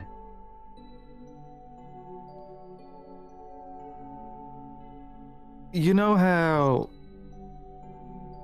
Zim seemed to contact whatever, was it a death god, war god, or something? I believe more so kind of both, given the fact blood is involved. Aztecs are weird.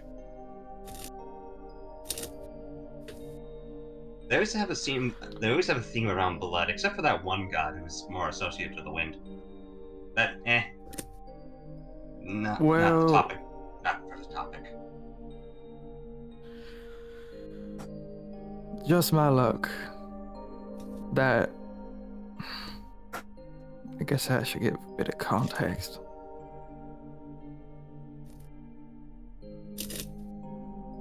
My parents, I wouldn't say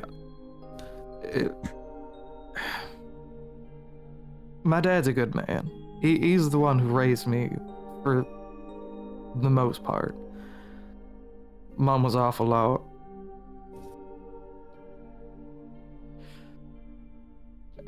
I think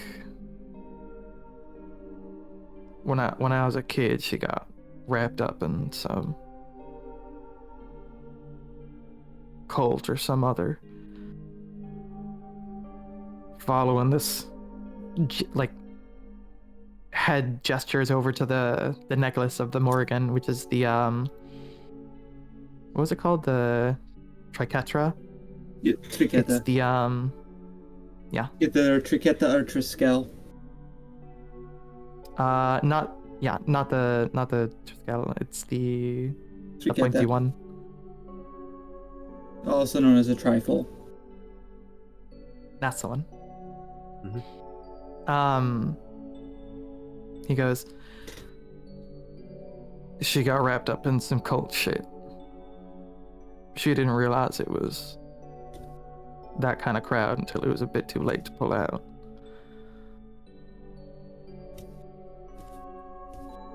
She'd come home tired. I don't know what she did there, but what I do know is that when I was around early teens, she headed out. Just never came back.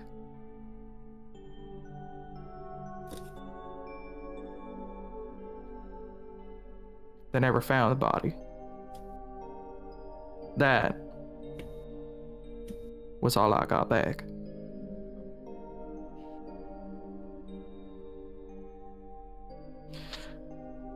And just my luck that when I made the most wise decision of my life to jump in that river of brine, where do I find myself but playing of a god of death? Same fucking pantheon.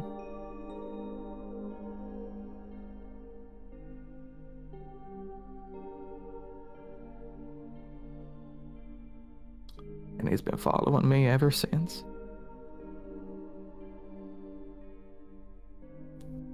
Which one? I believe you already mentioned one of the gods of that pantheon there, River. Oh no, I'm aware. The Morrigan. But thing with Sadly, not her. Nope. I'm guessing. I would have had a thing or two to say to her, but no. It was Iran. Luke, can I roll a religion check? Sure. May I Would roll you have a advantage religion? given the Honestly, yeah, knowing the- advantage. All out. Okay. May I roll a religion as well to see if I know something about him?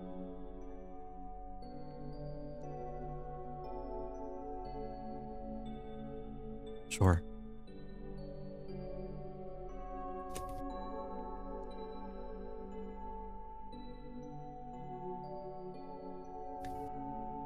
-1? Yes, Izzy has a -1 in intelligence. Izzy is very silly. She is very silly. That actually, like.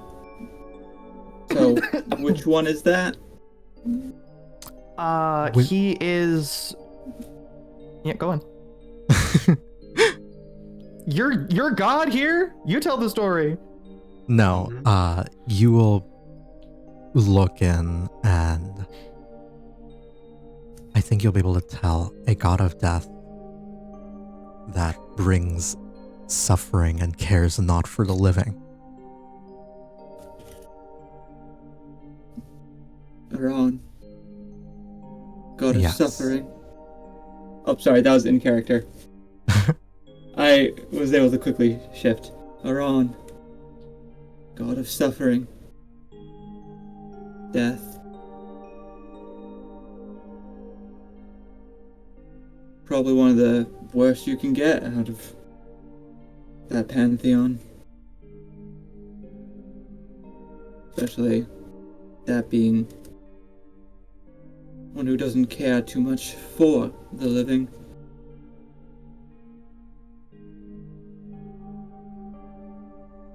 So, like I said, just my luck.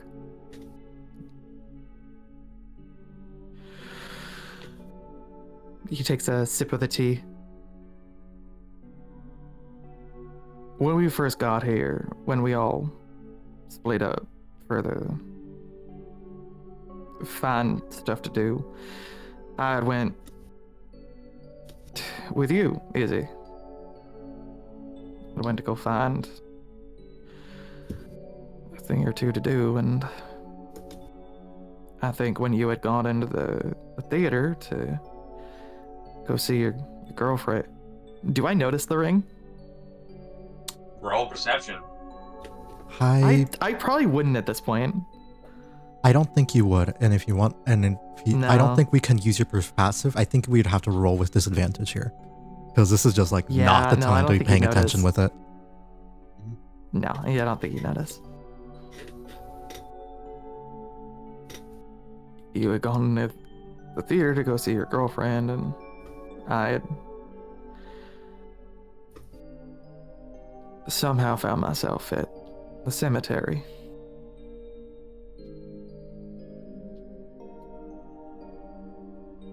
I went to the, I don't know if I'd call it a church, but the building there for worship. I'd gone there and had intended to leave some sort of offering for my mom.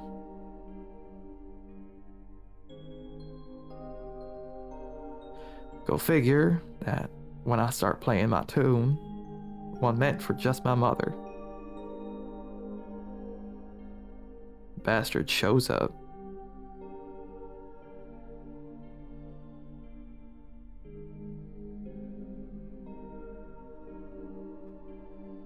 Taunts me. points out the fact that there had been a audience listening to me. Entire gathering of spirits. And he had the audacity to point out one that looked just like my mom.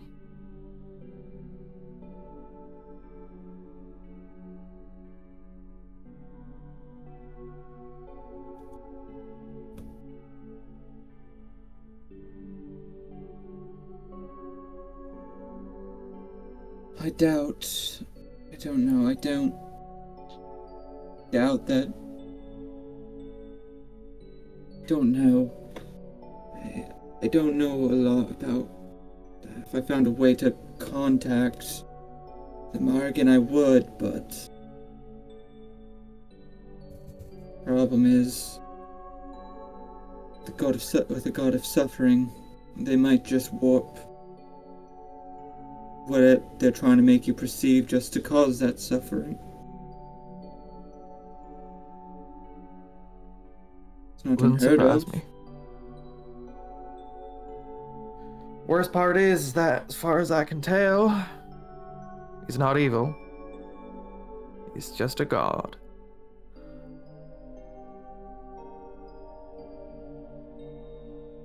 I mean, gods can be many things. You perceive them in a certain way. Yeah.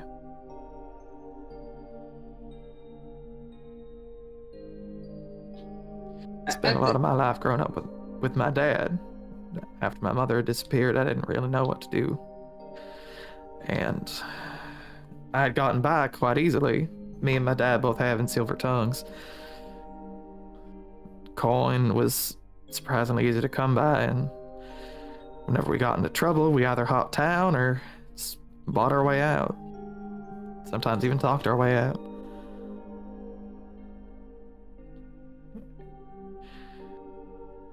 And that fucking dragon.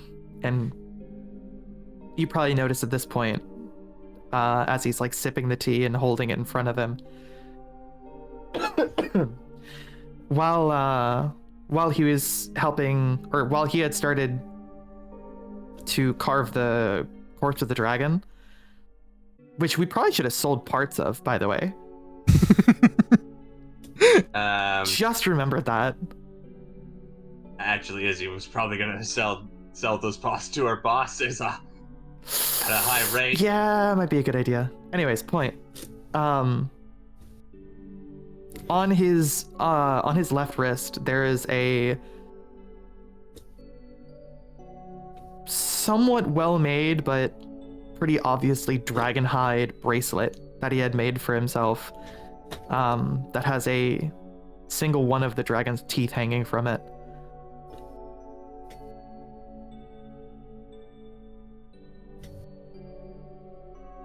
That horde and that dragon chase. Call it the first time right after making the choice to hop in that pool. First real set of times that I'd had immediate and tangible consequences to my actions. When I told my pa that, he nearly laughed.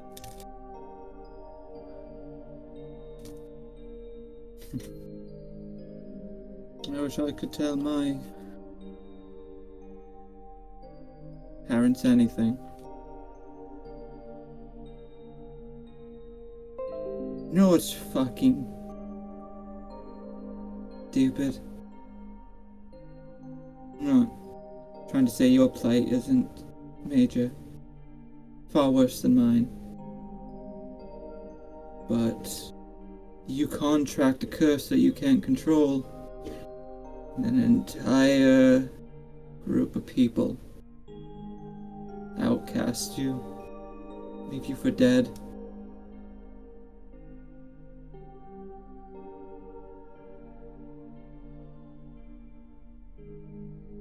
You know what hates crows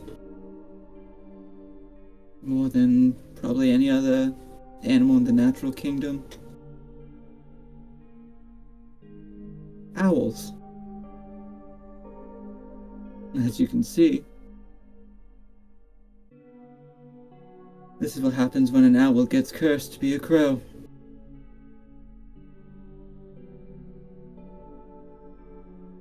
Sorry to hear that. Outcast by my family, left for dead. If it weren't for Captain Garand, I probably would be dead.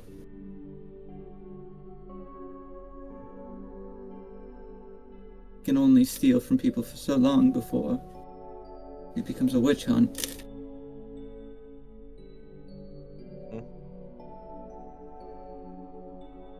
Maybe that's the irony of me worshipping the Morgan. A goddess whose emblem is a crow. Fitting, ain't it? Just our luck. Yeah. I think it's at this point that Mick takes the offered hand from Izzy. Izzy just lightly holds Mick's hand and just say, "Hey, I'm here for you, I'm here for you, Mick." Thanks. Be honest, when both of you came here, I'd have mind to literally kick you out, but I think your pig would try to kill me. No, my fiance will do that first. I'm sorry, what? And scene. And scene. That is, you know what? That's as good a place as anywhere to call it. We're coming up on time here, and we're going up to about 4 hours. It's crazy. We can actually complete the whole scene, everything, a whole like day's arc in a full session when I don't start an hour late. That's crazy. Yes. I just love the fact that I had to pull that fiance thing out. Yeah. This was by an the way- emotionally heavy session. Yeah. Yes, it was. By the way, the hand that Izzy was pulling at had the ring on it the entire time. Yeah. Blink just Like- doing the little frog blink the whole time during the session. Like doing the Slink, it's not like you weren't part of this. You were the one who discovered the ghosts initially on the ship. Oh yeah. Oh, that's right. I forgot about that. And that just made bad worse. Yes. No. Listen, Storm. The alternative would have been everyone thinking that you guys are crazy. So Yeah, I'm gonna be super honest. Part of the reason why I gave the warning of like, I'm gonna get into Mick's headspace and I'm not sure what's gonna happen, so I like gave the warning, was because during the majority of the conversation, up to the point where he started talking about what had happened in the brine pool, he was very ready to start hurting you. Like, he was very ready to physically kick you out of the room if need be. Understandable.